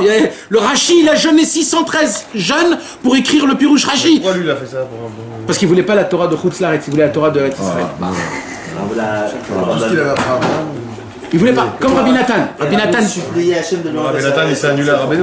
Rabbi Nathan, quand il est venu chez Rabbeinu, il a tout oublié ce qu'il a appris avant. J'imagine que c'est quoi la grandeur? Mais c'est chaud. Mais non, on peut se plier comme ça. C'est interdit déjà. Nous. Alors voilà, Rabbeinu, il va nous apprendre là maintenant, Bezrat Hashem, ce Inyan. Comment essayer. Donc, tout ça, mes amis, pour vous expliquer quoi, mes amis? Pour vous expliquer que, en vérité, un animal, c'est quoi un animal? C'est le reflet de la, pas de la pureté, mais de la authenticité. Ça veut dire il n'évolue pas. Il est comme il est, il reste comme il est, et il vit exactement comme il est. Et qu'est-ce qui nous apprend le Midrash, qui dit Rabbi Nathan? Le Midrash nous apprend que, pour que vous sachiez, si vous voulez apprendre de la chorma, de la sagesse, on doit apprendre qui est la sagesse? D'un homme qu'il est neutre de ce monde. Au moment où il n'est pas neutre de ce monde, c'est fini. Je veux dire pas d'intérêt. Pas d'intérêt, pur, pas de salissement, pas de... pur, simple, comme c'est. C'est les sadikim, les sadikim. C'est pour ça qu'on doit souvent écouter des rabbins qui travaillent, etc. Alors ça aussi c'est un problème. Non, alors il y a des tzadikim. Alors moi je parle d'une autre chose. C'est quoi que je parle? C'est que même aujourd'hui, le fait qu'on apprend des rabbanim ou des tzadikim de la sagesse, c'est pas le niveau parfait. Le niveau parfait, tu sais, ce serait quoi? Si on serait resté comme Adam Arishon, si on serait resté comme on était des enfants, on n'aurait pas besoin de rabbanim et de tzadikim. On n'aurait pas besoin. On aurait juste lu la Torah, on aurait tout compris. C'est quoi le problème? Le problème, c'est que comme notre cerveau, il est compliqué, et alors tout, on comprend plus rien. Même si le Ravi vient, il t'explique, tu comprends pas parce que t'es compliqué. Tu lis la Torah, tu comprends pas, t'es compliqué. Alors il dit Rabbi Nachman, alors vous savez, ce problème-là, c'est un problème qui est connu. C'est pas Rabbi Nachman qui l'a dévoilé, c'est un problème qui est connu. C'est un midrash. Un midrash, ça fait 2000 ans, donc c'est un problème qui est connu. Alors tous les tzadikim, ils ont essayé de donner un conseil à ça. Comment faire? Alors il y en a qui ont dit il faut complètement s'enfermer dans le Beth Midrash. Il y en a qui ont dit il faut jeûner. Il y en a qui ont... Chacun il a dit des choses. Rabbeinu il a dit une chose, il a révolutionné le monde. Et en plus c'est logique. C'est-à-dire c'est compréhensible. C'est aussi simple que c'est. Rabbeinu il a découvert un chidouche gadol, c'est quoi? Il dit, si tu me dis jusqu'à maintenant que le problème du monde c'est quoi? C'est la sagesse artificielle du monde. Alors tout simplement, on va aller contre la sagesse artificielle. Comment on va contre la sagesse artificielle? Tout ce qui est logique, c'est faux. Même dans la Torah. Attends, non, dans le monde. Même dans la Torah, mais pas... Je vais m'expliquer. Ça veut dire quoi? Il dit Rabbi Nachman, ça s'appelle quoi? Emouna. C'est quoi la Emouna? Il dit Rabbi Nachman. Il dit Rabbi Nachman, il y a ce qu'on appelle dans le monde la sagesse. Je parle de la bonne sagesse. La sagesse normale telle qu'elle. La sagesse telle qu'elle, elle est très importante. On a besoin d'elle. On a besoin d'elle pour être mieux. Mais au moment où un homme, il commence à faire rentrer son propre égoïsme dans la sagesse, c'est là où il y a le problème. Et comme nous on le fait tout le temps, donc c'est là où il y a le problème. Alors il dit Rabbi Nachman, nous, il y a la sagesse en elle-même. C'est quoi la sagesse en elle-même? La sagesse, c'est quand je t'explique quelque chose. Pourquoi il faut faire Shabbat? Parce qu'il faut se reposer une fois dans la semaine. Akadosh Baruch Hu, il s'est reposé. Akadosh Baruch Hu, il a créé le monde. Je t'explique quelque chose. Je t'explique. Et quand je t'explique c'est quoi Shabbat, tu dis, ah, c'est beau, c'est vrai, c'est bien. Je vais faire Shabbat. Jusqu'à là, c'est bien. Il dit Rabbeinu, mais tu crois vraiment que Shabbat, c'est que ça? C'est beaucoup plus que ça. Alors comment? Alors c'est quoi Shabbat? Alors c'est infini Shabbat. Et c'est pareil pour les tefilines, bien sûr. La Torah nous dit les tefilines, il faut mettre, parce que grâce aux tefilines, on attache Hachem à nous, etc., etc., etc. Je t'explique, tefilines, ah, c'est bien, je vais mettre les tefilines tous les jours. Tu crois que c'est que ça, les tefilines? Pourquoi? Il y a plus que ça? Oui, il y a plus que ça. Alors quoi? Et pareil, chaque mitzvah. Dans chaque mitzvah, il y a l'explication simple de la Torah. Mais vous croyez que c'est que l'explication simple? Il y a beaucoup plus que ça.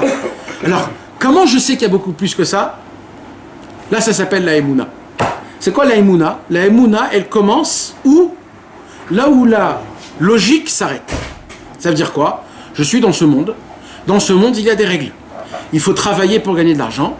Il faut manger pour être en bonne santé. Il faut dormir pour ne pas être fatigué. Et ainsi de suite. Mais est-ce que on peut vivre sans travailler? Est-ce que si on est malade, on peut se guérir sans aller chez le docteur? Est-ce que on peut être joyeux malgré que j'ai des souffrances? Qu'est-ce qu'ils vont te dire tous? Non, impossible. C'est comme ça la réalité du monde. Malasot. Là, Rabbi Nachman dit, et là je rentre, et là je dis, tu vois tout ça? Tu peux pas comprendre, mais c'est comme ça. Ah bon? Prouve-moi. Il n'y a pas de preuve. Ça s'appelle la Emouna. Tu dois me croire. Il dit Rabbi Nachman, tu sais pourquoi c'est fort la Emouna? Parce que à toute preuve, il dit, écoutez bien comment c'est fort. À toute preuve, il y a toujours une contre-preuve. Tout le temps! Tout le temps! Je peux te prouver que la Torah, elle est réelle, mais si je suis encore plus sage, je peux te la prouver qu'elle n'est pas réelle. Alors c'est quoi? Alors crois qu'elle est réelle, ne rentre même pas, et c'est fini. Maintenant, personne au monde pourra te faire descendre. Tant que tu es dans la Emouna, tu pourras tout le temps. Pourquoi? Parce que personne, dans la sagesse, je peux te faire tomber de la sagesse. Pourquoi? Parce qu'il y aura toujours quelqu'un qui va te poser une question. Il y aura toujours quelqu'un qui va te prouver autrement. Comme par exemple, aujourd'hui, ils disent, les docteurs, ils ont découvert que quand on mélange le lait et la viande, c'est pas bon pour la santé. Ah, c'était vu, la Torah, elle a dit, la Torah, elle a dit. Et si demain, il y a un imbécile qui trouve à l'envers? Alors c'est foutu maintenant? Alors Rabbeinu il dit quoi? Il dit ne rentre même pas là-bas. Crois-moi sur parole et c'est fini. Quand tu crois sur parole, pour t'enlever cette émouna, c'est très dur, c'est très difficile. Parce que c'est pas avec des questions et des réponses. C'est zéro logique. Je le fais pourquoi? Parce que c'est comme ça. Il dit Rabbi Nachman, combien on doit remercier Moshe Rabbeinu que comment il a commencé la Torah? Au commencement, Dieu créa le ciel et la terre. Il n'a pas prouvé ce que Dieu il existe. Comment il a construit? Il nous a pas... Sachez, il nous a pas dit ça. Il a commencé par l'histoire. Voilà, c'est comme ça. Ne posez pas de questions, c'est ça. Il dit Rabbi Nachman comme ça. Écoutez mes amis, maintenant je rentre dans le sujet. le sod, le secret du monde en entier. Du monde en entier. Pour appliquer la Torah. Pour vivre comme un juif. Le A. Le A. C'est-à-dire le commencement, le premier pas. Vous savez c'est quoi mes amis? C'est la Emouna. C'est de faire ce que tu fais par la Emouna. Maintenant, écoutez bien. Quand je vous dis ça, vous allez tous vous dire, mais on a tous la Emouna. On croit tous dans Hachem. Moi, je ne parle pas de ça. Je sais que vous croyez tous dans Hachem. Je ne parle pas de ça. Je parle que dans chaque mitzvah, dans chaque Torah, tu dois faire rentrer une Emouna spéciale. Aujourd'hui, j'ai lu une parole de Rabbi Israël, que Rabbi Israël il a dit. Un jour, quelqu'un est venu chez lui et il a dit, Rabbi Israël, je souffre. Je suis malade, je souffre. Et je ne comprends pas pourquoi Hachem, il me répond pas à mes prières. Rabbi Israël, il s'est levé sur sa chaise comme ça. Il lui a regardé comme ça dans ses yeux. Il lui a dit, Imloma aminim zeloshav klum. Si tu crois pas qu'Hachem entend, pas tout en haut, Hachem il descend et il est face à toi et il t'écoute attentivement à chaque parole que tu dis. Si tu crois pas comme ça, zeloshav klum, ça vaut pas mon frère. Ne reviens pas après avec des questions. Il faut croire Béhémet comme si quand tu te tiens devant ton copain, il est là, tu le regardes. C'est comme ça qu'il faut parler à Hachem. Alors il y a des gens qui disent, ils regardent le ciel quand ils parlent à Hachem. Mais t'es un imbécile ou quoi? Hachem il est en haut. Il est pas en bas Hachem, il est pas devant toi. Qu'est-ce que tu regardes en haut? Mais vous comprenez ce que je suis en train de vous dire? Oui, ben ça c'est les complications de l'évolution de l'homme. Tu comprends? Les imbéciles ils disent qu'on vient du singe et que de singe on est devenu. Moi j'ai l'inverse. On était des êtres humains, on est parti au singe. Pourquoi tu regardes parce que c'est même ça, qu'il n'y a rien, c'est non justement comme t'as dit au début. C'est vrai. C'est vrai de ça qu'on cherche. Alors les pygmées, tout ceux-là, là-bas, ils sont intelligents, les. Eh ben apparemment, tu vois qu'ils vivent plus longtemps, ils chassent, ils vivent. Sauf qu'on est en train de leur brûler toute l'Amazone là-bas, mais bon.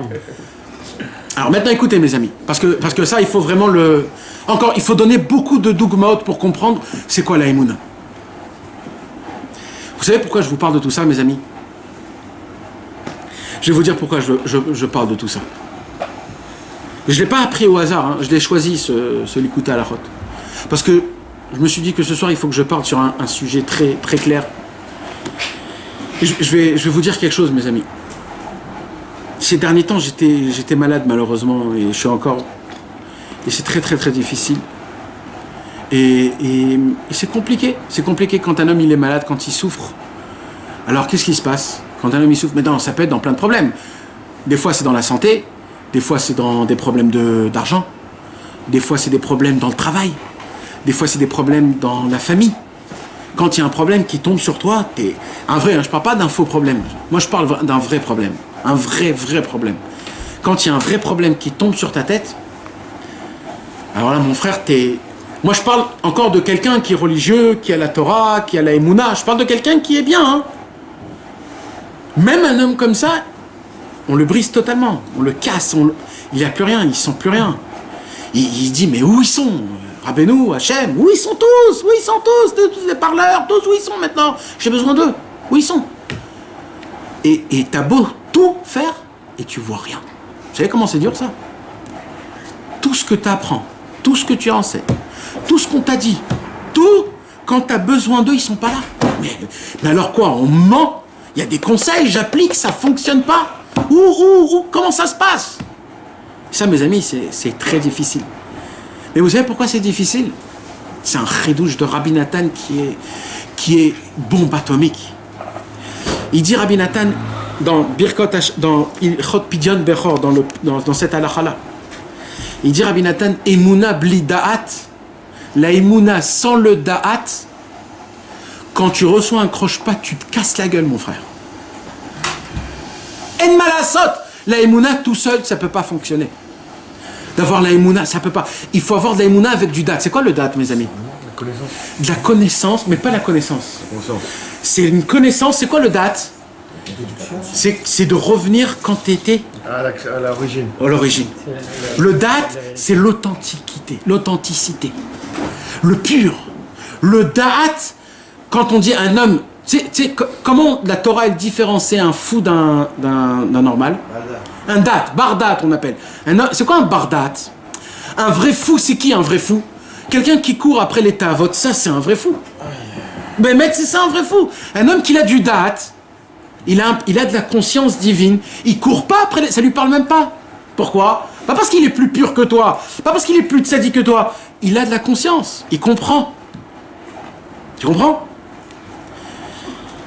Et mes amis, on a tous que de la émouna. On n'a pas de date. Et je vais vous dire quelque chose. Il y a un problème. Parce que vous voulez savoir quoi? Quand Razvé Shalom... Alors, On a parlé tout le cours de... je vais vous dire quelque chose que j'ai compris. Hein? C'est à l'envers, c'est à l'envers maintenant. Quoi? Comme elle a dit, Emouna Vedat. Émouna avec du date. Ouais, Le date, c'est pas de la sagesse. Pour l'avant, le problème c'était d'avoir du date. Non, du sechel. Ouais. C'est pas pareil du tout. C'est pas pareil du tout. C'est quoi le sechel? Le sechel, c'est ce que l'humain, il crée avec ce monde. Le date, c'est de revenir quand tu étais tout jeune. C'est ça le inyan. C'est pas du tout pareil. Alors, je vais m'expliquer, mes amis.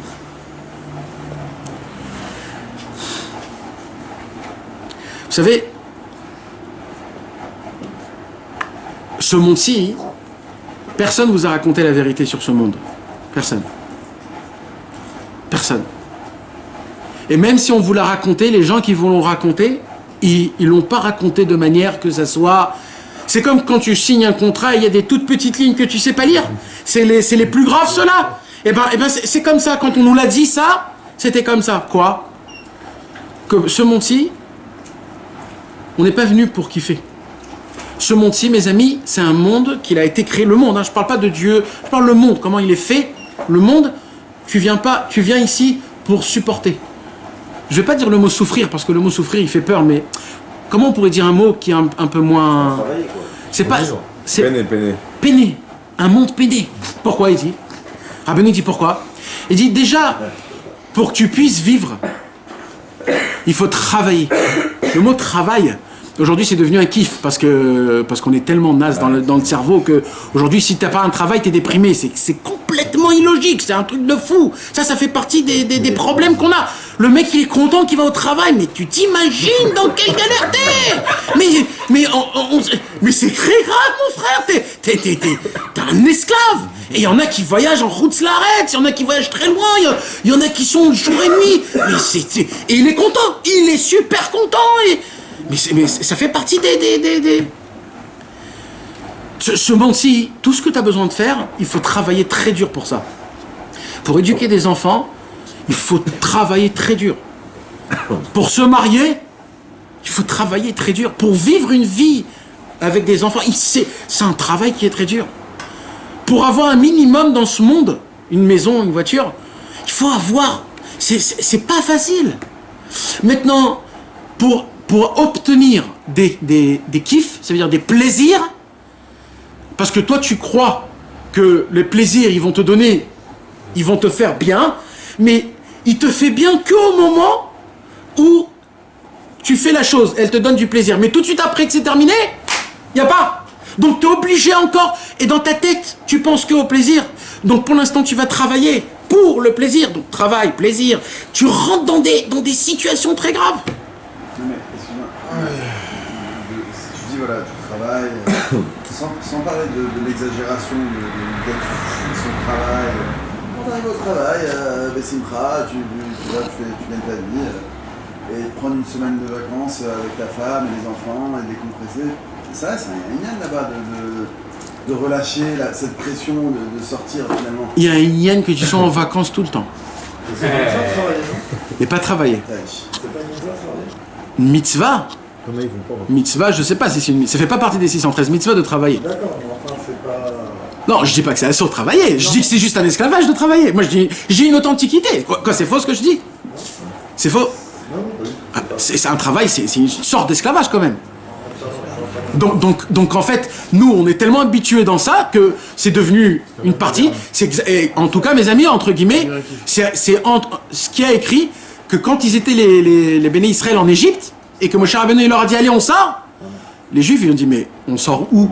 On va où on va? On travaille. On a une maison. On est nourri, logé. Où tu veux qu'on aille? On est très bien ici. T'imagines que Moshe Rabbeinu, il a dû faire rentrer dans la tête des Juifs. Vous êtes des esclaves, il y a une autre vie, vous pouvez être libres, plus travailler. Il ne voulait pas. 80% du peuple ne voulait pas. Être berger, c'est pas de travailler. C'est-à-dire qu'avoir des moutons, s'occuper d'un troupeau... Ça s'appelle vivre. Ça fait... mais moi, je parle de la vie, en fait. Rabbi Nachman nous apprend. À mon avis, ce serait ça, c'est-à-dire que ce serait d'avoir... Il faudrait parler de ça. Avec des animaux, Abraham, Yitzhak et Yaakov. Il travaillait quand même. Hein? Travailler, t'es obligé de travailler. Alors, oui, mais c'est ça ce que moi je veux vous dire, mes amis. C'est qu'au moment où tu descends dans ce monde, tu es obligé d'avoir de la peine. Non, pas d'avoir de la peine, de souffrir. Mais c'est pas souffrir, c'est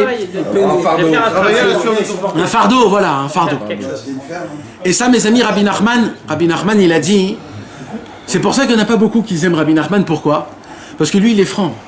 Il dit, Rabbi Nachman, il dit quoi? Il dit, quand tu es jeune, tu rêves que de t'éclater. Mais tu as un problème parce qu'on ne peut pas s'éclater dans les égouts. C'est pas dans les égouts qu'on s'éclate. Pour s'éclater, il faut avoir un esprit. N'en ou pas. Pour s'éclater, il faut avoir un esprit. Qu'est-ce que ça s'appelle de s'éclater pour un enfant? Là où tu le mets, il s'éclate. L'enfant, là où tu le mets, il s'éclate. Nous, on a besoin de voyager jusqu'en Thaïlande et même là-bas, parce que tu dis, je ne me suis pas éclaté. L'enfant, là où il s'éclate dans les toilettes, dans le lot, dans le bain, il s'éclate partout. Mais Rabbeinu, il dit, il faut que vous compreniez, mes amis, c'est ça que je veux vous dire. Laissez-le moi le dire en une seule fois, ça va un petit peu pincer, mais c'est pas grave, d'accord? Juste une fois, je le dis bien, après je le redis plus parce que ça fait un peu mal. Il y a bien tout celui qui croit dans ce monde, le pauvre. Ce monde est rempli que de souffrance et il n'y a rien d'autre que ça. Et il dit, Rabbeinu, je parle pas juif, pas juif, je parle le monde. Le monde en lui-même, tel quel comme il est, c'est un monde où il faut que tu travailles. Si tu travailles pas, tu meurs. Si tu t'occupes pas de toi-même, tu meurs et il faut se fatiguer. Voilà. Alors Rabbeinu, il dit, alors c'est hyper déprimant là ce que tu es en train de nous dire là, Rabbeinu. Alors il dit, Rabbeinu, non, ça a une condition. Quoi? Quelle condition? Il dit, je vais t'expliquer bien comment ça fonctionne. Il dit, Hachem, il va te laisser plein de bouffées d'air dans ta vie. Plein. Dans ta vie, sur 70 ans, il va te laisser 90% de bouffées d'air. C'est beaucoup quand même. Ça veut dire quoi? Ça veut dire 90%, tu vas être en mode vacances. 90%. Mais il faut que tu saches, il y a 10% où tu vas vivre la réalité de ce monde. Tu vas vivre la réalité du monde. Maintenant, alors quoi, Rabbeinu? Alors il dit, écoute. Maintenant, écoutez-moi bien maintenant, mes amis, parce que Bémet, ça c'est le plus important. Je reviens à la situation où un homme, il souffre. Quand il vient, il dit, comment c'est possible? Je vois pas comment Hachem il m'aide. Je vois pas comment c'est comme ça. Vous savez ce qu'il dit Rabbi Nathan?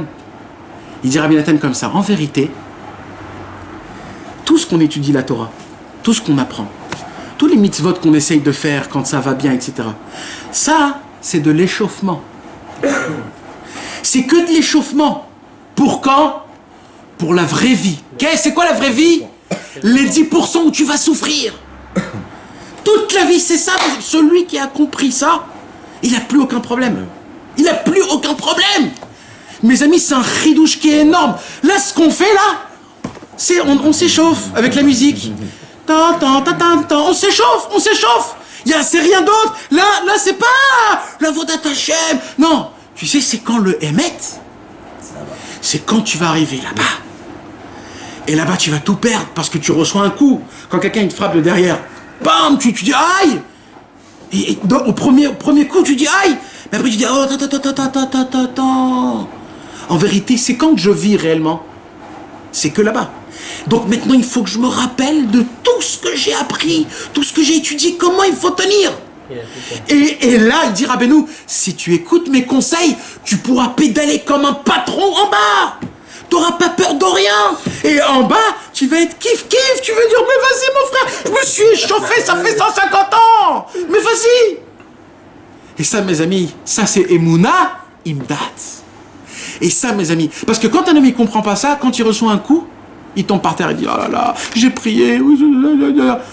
Il reste comme ça, et il se rend des coups. Il dit, mais pourquoi on me tape? Mais espèce d'imbécile, comprends que c'est que maintenant que tu vis. En fait, quand tu n'as pas de souffrance, tu es en mode... tu survoles, en fait, t'es rien. C'est Hachem, il te dit, j'ai tellement pitié de toi, vas-y, kiffe mon frère. Vas-y, fais ce que tu as envie de faire. Fais le semblant de ça, semblant de gagner ta vie. Tu vas gagner ta paye. Je vais te faire le verratzo, tu vas aller au mikvé, c'est sympathique. Vas-y, rentre dans l'ambiance, rentre. Fais des belles prières. Mais rappelle-toi que tout ça, c'est pour quand? C'est pas pour maintenant. C'est pas pour que tu te dises, j'ai fait ça. C'est pas pitom. Ça, tu dois le garder dans ta poche. C'est de l'oseille que tu dois garder dans ta poche, que quand tu vas être dans la rue, tu vas sortir cet argent et là tu vas dire je suis le patron. C'est pour ça, toute la vodat Hashem qu'on fait quand on est ça s'appelle Almei Menuchot, quand on est dans l'eau douce, c'est pas pour que ce soit sur toi, c'est pour que tu le prennes, tu le gardes. Tu le gardes bien, que quand tu vas être dans les tempêtes, dans les tempêtes, là tu vas ressortir tout ce que tu as appris. On a appris comme ça dans l'écoute à la route, on a appris comme ça là-bas. Quand on a un problème de simcha, il faut se renforcer. Quand on a un problème dans l'aïmouna, il faut se renforcer. Est-ce que vous avez compris ce que je vous ai expliqué, mes amis? Vous êtes sûrs de ça? Parce que sinon, alors vous êtes à côté de la plaque, il faut répéter encore une fois, sinon. Mais il faut le comprendre à la perfection, mes amis. Hein? Il y a la caméra, Et vous savez, c'est quoi ce sod, il dit Rabbi Nathan? Il dit, vous vous rappelez quand il y avait Yosef Hatzadik? Quand il y avait Yosef Hatzadik, il est venu en Égypte, il était le prince d'Égypte. Alors qu'est-ce que Pharaon, il avait rêvé, mes amis, vous vous rappelez? Il avait rêvé qu'il y aurait 7 années de famine et 7 années d'abondance. D'abord, il y aurait 7 années d'abondance et après, il y aurait 7 années de famine. Et qu'est-ce qu'il a écrit là-bas? Que les 7 années de famine, ils seront tellement fortes que, comme si qu'il n'y avait pas avant cette année d'abondance. Tellement elle était puissante, la famine. C'est un vrai problème, ça, pour un roi comme Pharaon, que c'est son pays et c'est ses gens, c'est un vrai problème. Parce qu'il dit, chez qui ils vont venir, mon pays? C'est chez moi. Et si moi, je ne sais pas quoi leur dire, c'est un vrai problème. Qu'est-ce que je fais? Et là, le tzaddik est venu. C'est qui le tzaddik? Yosef. Il vient, et qu'est-ce qu'il fait comme toujours, le tzaddik? Il donne un conseil. Écoutez le conseil, Dov. Écoute comment c'est beau. Qu'est-ce qu'il dit, le tzaddik, comme conseil? Prépare les années. Il dit comme ça, Pharaon, viens, je vais t'expliquer comment ça va fonctionner. Quand il y aura les 7 années de famine, d'abondance, on va pas toucher à toute la récolte, on va pas la toucher, on va faire comme si c'était normal. Et on va tout garder. Quand les 7 années de famine vont venir, on va sortir toute la récolte d'abondance et on va rien ressentir. C'est la même que tu as dit. Rabbi Nathan, il vient, il dit, quand tu es en abondance, ça veut dire quoi? Quand ça va bien, le travail, ta femme, tes enfants, la vodat Hashem, ne te dis pas, exactement, ne te dis pas, je suis un tzaddik, ne te dis pas, je suis un patron. T'es un naze, mon frère, c'est des cadeaux qu'on donne. Non, mais en fait, on te donne tout ça. Tu sais, en fait, ça ressemble à quoi? C'est un mec qui sait que dans le ciel, on lui a dit qu'il sera toute l'année, toute sa vie pauvre, et le premier jour de sa vie, il gagne le gros lot. En fait, c'est un cadeau, on lui dit, si tu gardes pas cet argent, tu n'auras pas d'argent toute ta vie. Si tu le dépenses maintenant, tu n'auras rien. En fait, on t'a gagné ce gros lot pour que tu aies une vie normale. Mais à prolonger, mais normal, pas que tu vas éclater tout ton argent. Des fois, Hachem, il nous donne des cadeaux, d'aller au mikvé, de faire Idbodedut, de faire Hatzot, de faire Idbodedut. Alors toi, ça y est, je suis déjà là-bas. Ah ouais, moi, ça fait des années. Et mon frère, tu sais pourquoi je t'ai donné ça? Parce que quand tu vas arriver là-bas, tu auras besoin de ce que tu avais fait. Il faut que tu te rappelles. Il faut que tu te dises, Hachem Idbarar, tu te rappelles, j'ai fait Idbodedut. Fais-moi ce srout, je t'en supplie, je me renforce, je me rappelle de ça. Prends cette avodat Hachem. Tu aurais besoin de ça. C'est de l'argent que tu mets de côté. C'est de la force que tu mets de côté. Il dit Rabbi Nathan, ça s'appelle Emouna avec du Da'at. C'est quoi la Emouna que tu dois avoir? C'est quoi la Emouna? Que malgré ta situation, ce que Akadosh Baruch Hu il fait avec toi, c'est la plus grande bonté. Pourquoi? Parce que c'est où que je pousse. C'est où la réalité de la vie, en vérité? C'est pas quand tu kiffes. Parce qu'on a dit, la réalité de la vie, c'est quoi? C'est le travail, mon frère. À la sueur de ton front, tu gagneras ton pain. Donc, la réalité, c'est quand? C'est quand tu es dans l'épreuve, quand tu es dans l'épreuve qui est difficile, là, tu dois garder la Emouna. Quoi? Ouais, Hachem, Toda Rabba. C'est que maintenant que je grandis, C'est que maintenant que je grandis. Je grandis pas à l'époque quand je me suis levé Hatzot. Là, j'ai pas grandi. C'est maintenant que je grandis quand, en me disant Hachem, il va m'aider. Je tiens le coup. J'ai fait de la Vodat Hachem. J'ai derrière moi beaucoup de Teilim. J'ai derrière moi plein de l'écouter de Filot. J'ai derrière moi des Ouman Rosh Hashanah. C'est derrière moi, ça me pousse, ça me donne. Il dit Rabbi Nachman, quand tu gardes ta Emouna avec du Da'at, c'est quoi le Da'at? Ce Da'at-là, À ce moment-là, c'est quoi? c'est là où tu vis. C'est le seul moment que tu vis. Quand tu es dans la souffrance, c'est que tu sais vivre comme il faut cette souffrance. Pas en se disant, parce qu'il y a beaucoup de gens qui te disent « Ouais, t'as fait des fautes » ou alors Dieu il est contre toi » ou alors Dieu il est loin de toi. Mais tu t'imagines, tu dis ça à quelqu'un qui souffre, mais tu le casses. Mais quoi tu le casses? Tu lui enlèves tout, la Torah, Hachem, tu lui enlèves tout. Mais tu t'imagines quand tu viens à quelqu'un, tu dis, tu sais en fait, là Hachem il est avec toi, Rabbeinu il est avec toi, et en fait le seul moment où tu vis c'est que maintenant, juste rappelle-toi, ce que Hachem il t'a préparé, toute ce date qu'il t'a fait à l'époque, c'est pour que tu tiennes bon ici. Tous les manques, c'est les manques de date. Exact. C'est pour ça que c'est un chidouche qui est énorme. Et le Yeshuva Da'at, alors, tu disais, Le Baal Shem Tov. Tu disais que le Yeshuva Da'at, Aliédé, Un an de bébé. Je ressens comme un an. Tous les jours, 5 minutes, Regaïm, il dit des quelques moments, de éteindre tout et de se mettre en mode que tu avais un an. Mais vraiment, hein. Vraiment. Tu manges des bêtises, vraiment, tu t'es content avec tes cheveux, t'es content, tu joues avec ton un bouton, t'es content, En vrai, tu t'assois avec tes enfants, non? Simcha. Mais bah oui, il est un enfant, il est content partout là où tu le mets, il est content. On a compris ça, mes amis, c'est important de comprendre ça, parce que ça c'est une carte pour rentrer et ressortir du Guéhinnom, ça. Il est dans la tête ou dans le cœur? Il est dans le cœur. Il est dans le cœur. C'est un ressenti, c'est pas vraiment... Il est dans le cœur. Le date, il est dans le cœur. C'est ça la différence. Le sechel, il est dans la tête. La personne, quand elle a des petites épreuves, des petites souffrances, tous les jours on a des petites souffrances. Ouais. Le da'at, c'est au moment où il se passe les choses, j'ai la émouna, on sait tout. Non mais Mamash la Emouna, Behemet. Ouais. Que déjà d'abord, tout ce que tu as vécu jusqu'à maintenant, c'était juste un échauffement pour arriver à ce moment et de tenir à ce moment. Grâce à quoi? Comment je peux tenir? Parce que dans l'échauffement, j'ai mis les téphilines, j'ai fait les tzitzit, j'ai de la force, j'ai d'ailleurs de l'oseille, j'ai des espèces. Ce matin, j'étais au mikvé, j'ai fait exactement mignonne et tout ça, et puis 2 heures après, j'ai crevé un pneu, Shalom, sur le bûche numéro 1 et mon téléphone, il n'y a pas de batterie. Exactement. Chas Shalom. Comment tu rentres le da'at? Ça, je l'ai vécu. Comment tu vis, même beaucoup plus. Comment tu vis le da'at, la émouna, avec le da'at à ce moment-là? Alors c'est simple. Alors comment ça fonctionne? Tu dis en fait cette situation, elle est faite pour quoi? Le temps. Parce que cette situation, c'est que elle qui te construit. Que elle. Pas ce que tu as fait à l'époque que tu crois que tu t'es levé. Non, c'est là. Parce que c'est de la vérité. Là, tu as même le service divin que tu as fait 6 mois ou une journée avant. Les maïsés.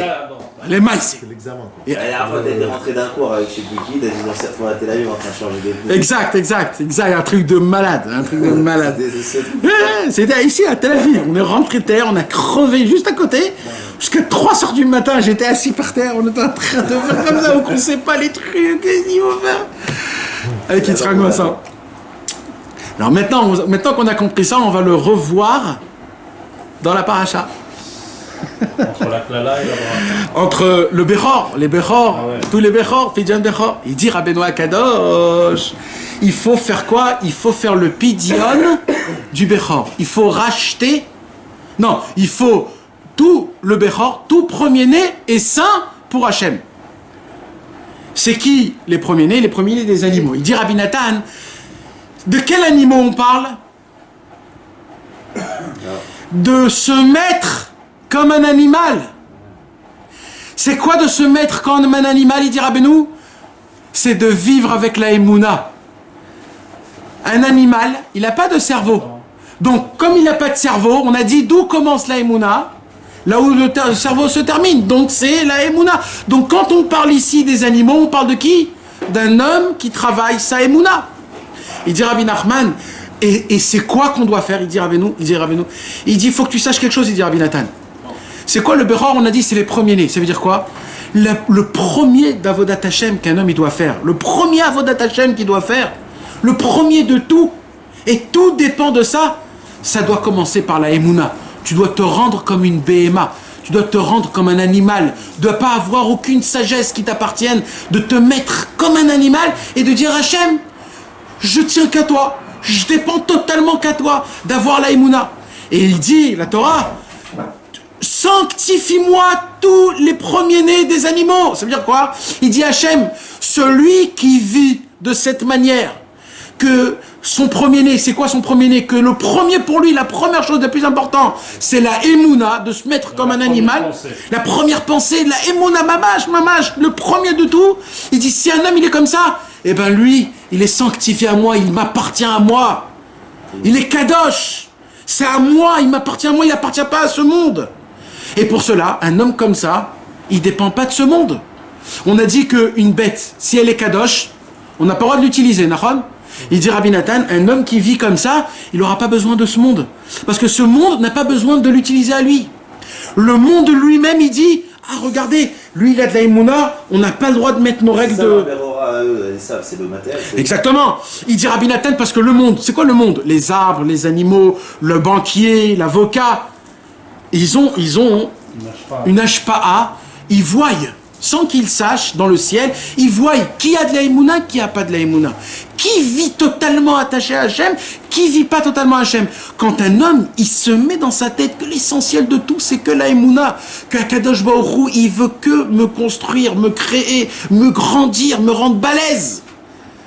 Dès qu'eux, ils voient ça sur nous, ils n'ont pas de force sur nous.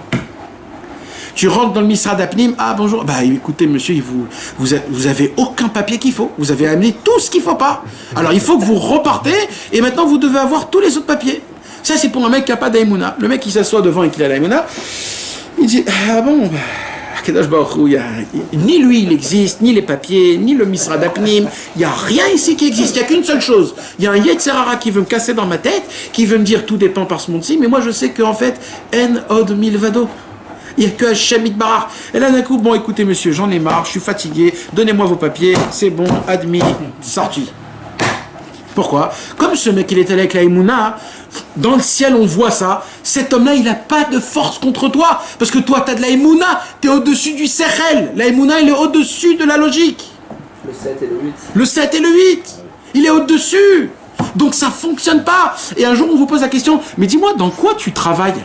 Bah écoute mon frère, je travaille pas. Mais attends, c'est pas possible que tu travailles pas. Ben, voilà, c'est la réalité, je travaille pas. Ça fait 10 ans que je travaille pas. Mais tu manges, tu bois, tu voyages, oui, mais je travaille pas. Mais quoi, t'as pas aucun Ben non. Mais alors quoi? Mais tu peux pas lui expliquer. Mais voilà, tu me vois, je suis gros, non? Voilà, ben je vis, alors, je suis pas maigrichon, je suis comme il faut, je comprends pas, on est obligé de travailler pour aller. Mais apparemment, oui, effectivement. Mais ben non. Ben c'est comme ça. Comment ils font les orthodoxes? Ils achètent des maisons à leurs enfants. Eh ben ils étudient toute la journée, ils croient en Hachem. C'est simple, c'est tout. Mais comment? Eh ben ce mot-là, comment? Il n'existe pas dans la Emouna. Il n'y a pas le mot comment. Il y a un dictionnaire rempli dans la Emouna où il n'y a pas le mot comment. Il n'y a pas.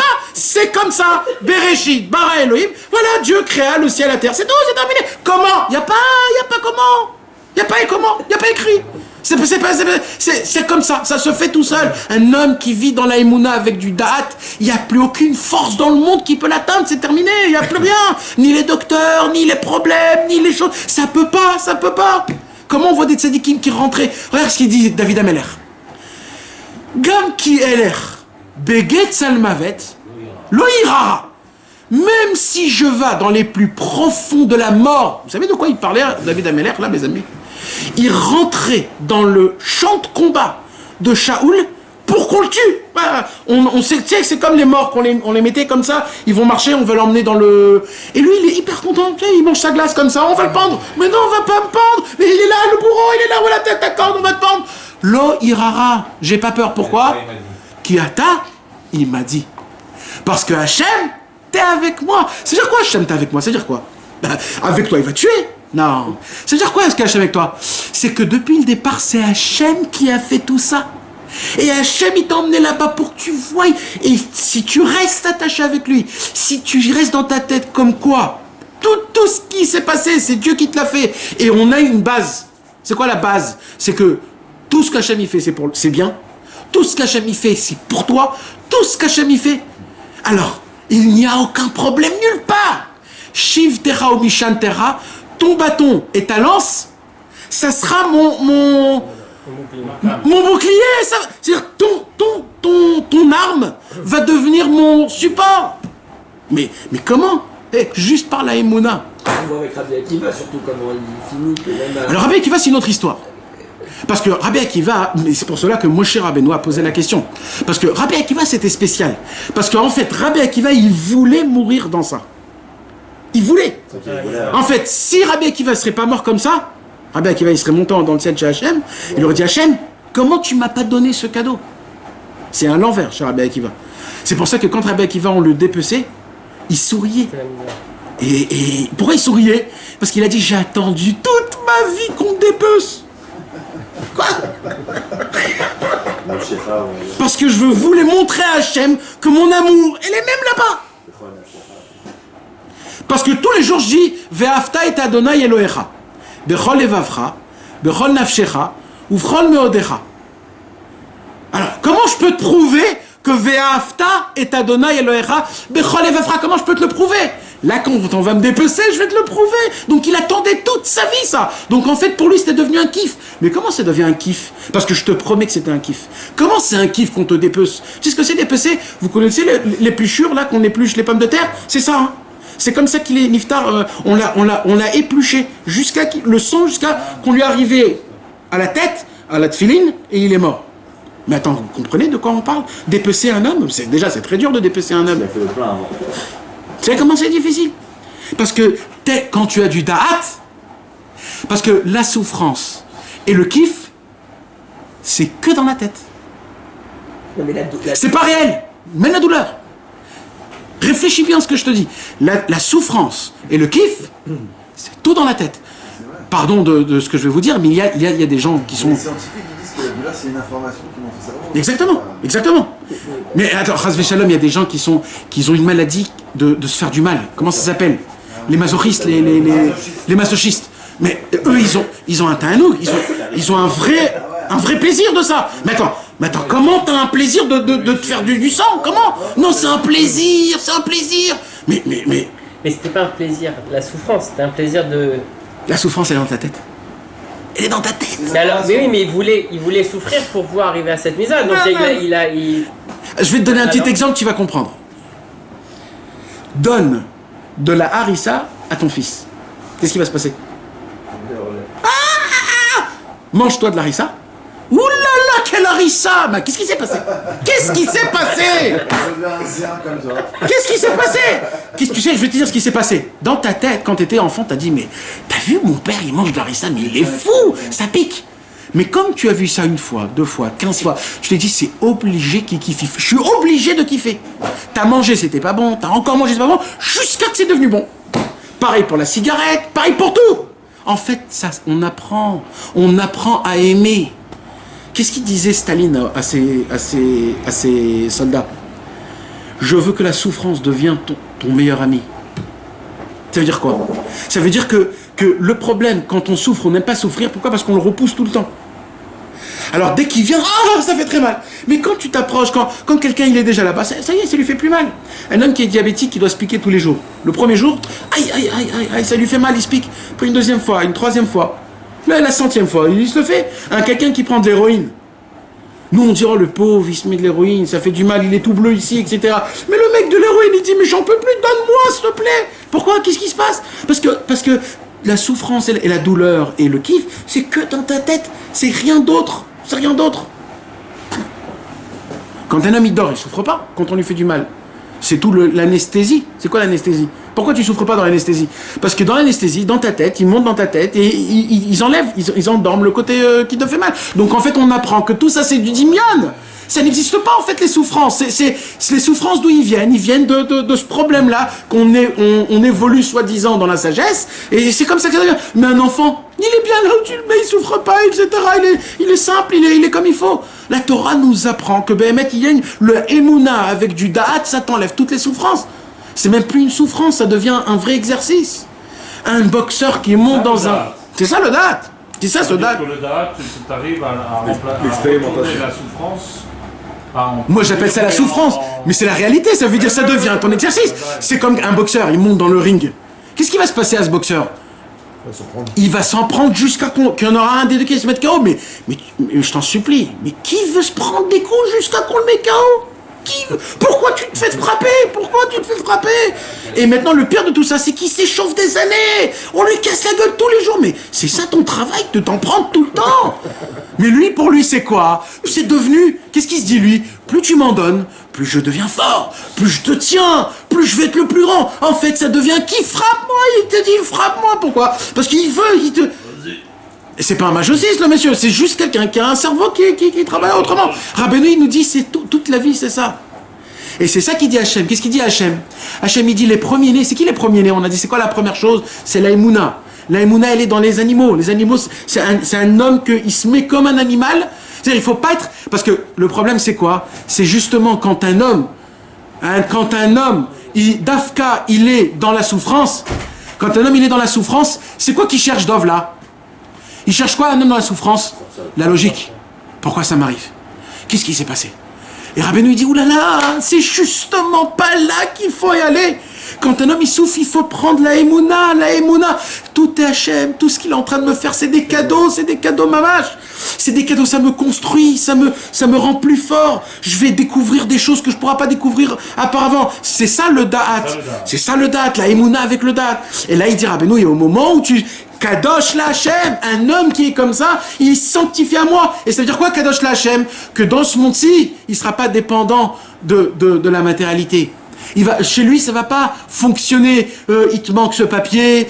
Si tu n'as pas tes 15 000 du mois, tu ne pourras pas payer ce que tu as besoin de payer. Il n'y aura pas tout ça. Parce que tu es Kadosh la Hashem. Tu appartiens à Kadosh Baruch Hu. Pourquoi même le Chamor? Alors, le Chamor, ça vient d'où? C'est le Chomer. Le Chomer, c'est la matérialité. Mais Rabbeinu, il dit, de tous les animaux, on fait le pidon que sur le Chamor. Pourquoi? Parce que c'est quoi qu'il faut sacrifier? C'est la matérialité. Dans la matérialité, faire rentrer de la Emouna. C'est pour ça que c'est que le Chamor. Maintenant, écoutez plus loin ce qu'il va. Il dit, qu'est-ce qu'il dit, Rabbi Nathan? Encore plus loin. Il dit, vous vous rappelez, d'où on apprend que c'est comme ça vraiment? Il dit, vous vous rappelez, la première mitzvah qu'Hachem nous a demandé, c'était quoi? Mets-moi devant toi. Avant Rosh Chodesh.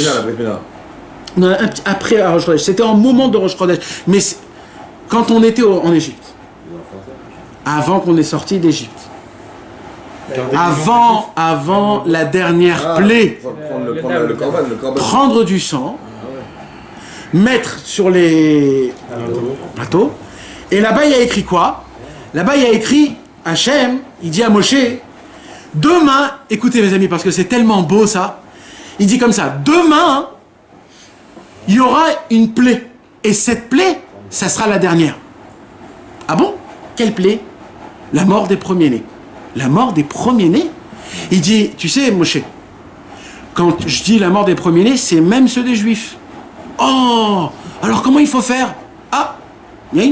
Quoi?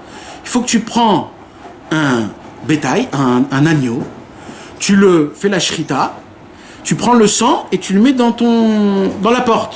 Là où il y aura du sang, l'ange sautera de cette maison et il ne tuera pas le premier-né. Mais il va tuer le premier-né d'un goy. Et Rabbi Nathan, il dit, c'est quoi cette histoire de fou? C'est quoi cette histoire? La mort des premiers-nés, tu peux pas tuer juste le roi ou je sais pas, c'est quoi l'union encore? Là, il dit Rabbi Nathan, regardez comment c'est beau. Hachem a appris à Moshe Rabbeinu tout ce qu'on vient d'étudier, la Emouna avec du date. Il lui dit, maintenant tu vas voir, c'est quoi la vie d'un homme qui met la Emouna tout en bas et la vie d'un homme qui met la Emouna tout en haut. Ceux qui mettent la Emouna tout en bas, leurs premiers-nés vont mourir. C'est les Égyptiens, ils vont rester en Égypte, ils vont crever. Par contre, les Juifs qui ont choisi de croire dans Moshe, qui connaissent pas c'est qui Moshe. À peine ça fait 1 an, ils l'ont vu. Qu'est-ce qu'il leur propose Moshe? D'aller dans un désert. Mettez dans un pays, le meilleur pays du monde. C'est frère d'Aaron quand même. Aaron, Moshe. D'accord, non mais quand même. Moshe leur propose quelque chose de malade.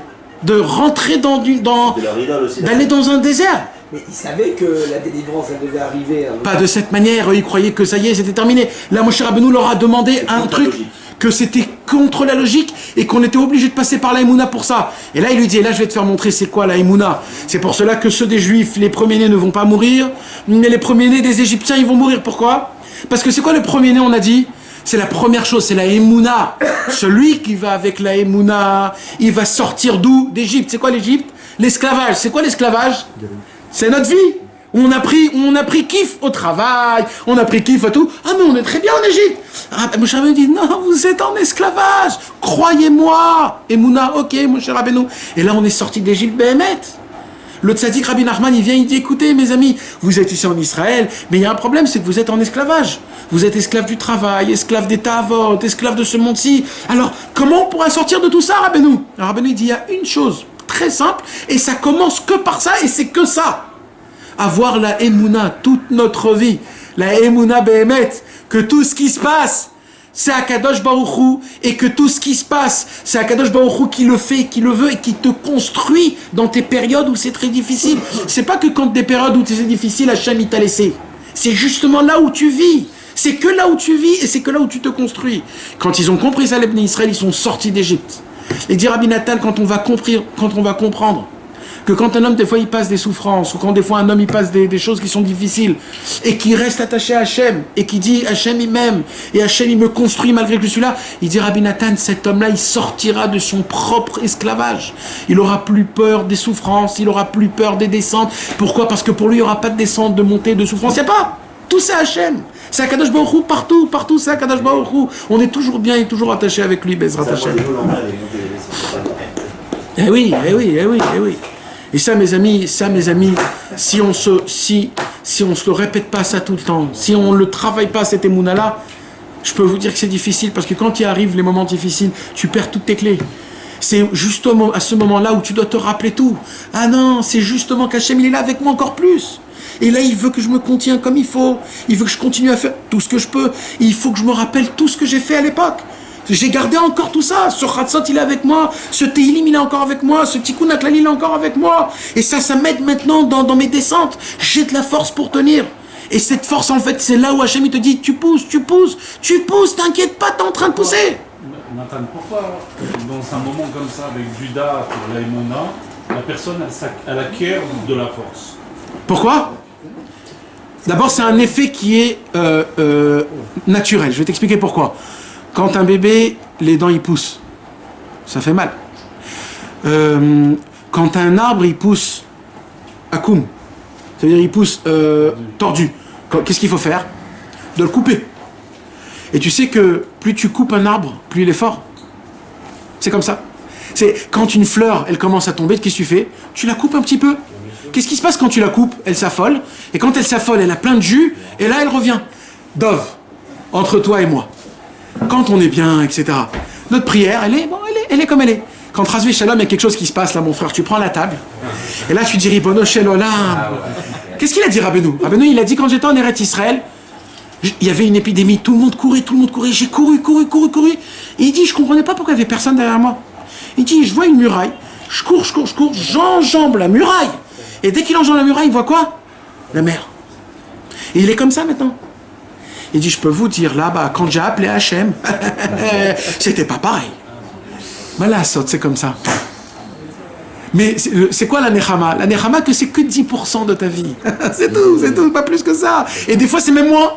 Ouais, des fois, c'est même. Et des fois, ça devient une petite harissa au plat. Ouais. Il manque là le piquant, il manque le...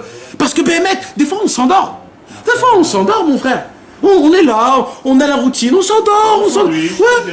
Hachem il dit, tu me permets une petite comme ça, l'oreille comme ça, pam, c'est tout, rien que ça.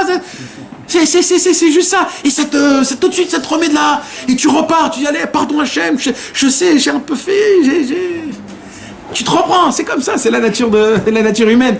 Donc c'est notre cadeau, Bezrat Hashem. On ne doit pas avoir peur de ça, on doit continuer, avancer sans aucun problème. Mais en tout cas, mes amis, on demande tout ça à Hachem Yitbarach, que tout le temps Hachem, il se conduit avec nous par pitié, miséricorde, parce que c'est dur, quand même. Alors par pitié et miséricorde, que ça soit quand même difficile, parce que c'est trop dur. Alors Bezrat Hashem, par pitié et miséricorde dans tous les niveaux, Bezrat Hashem. Amen.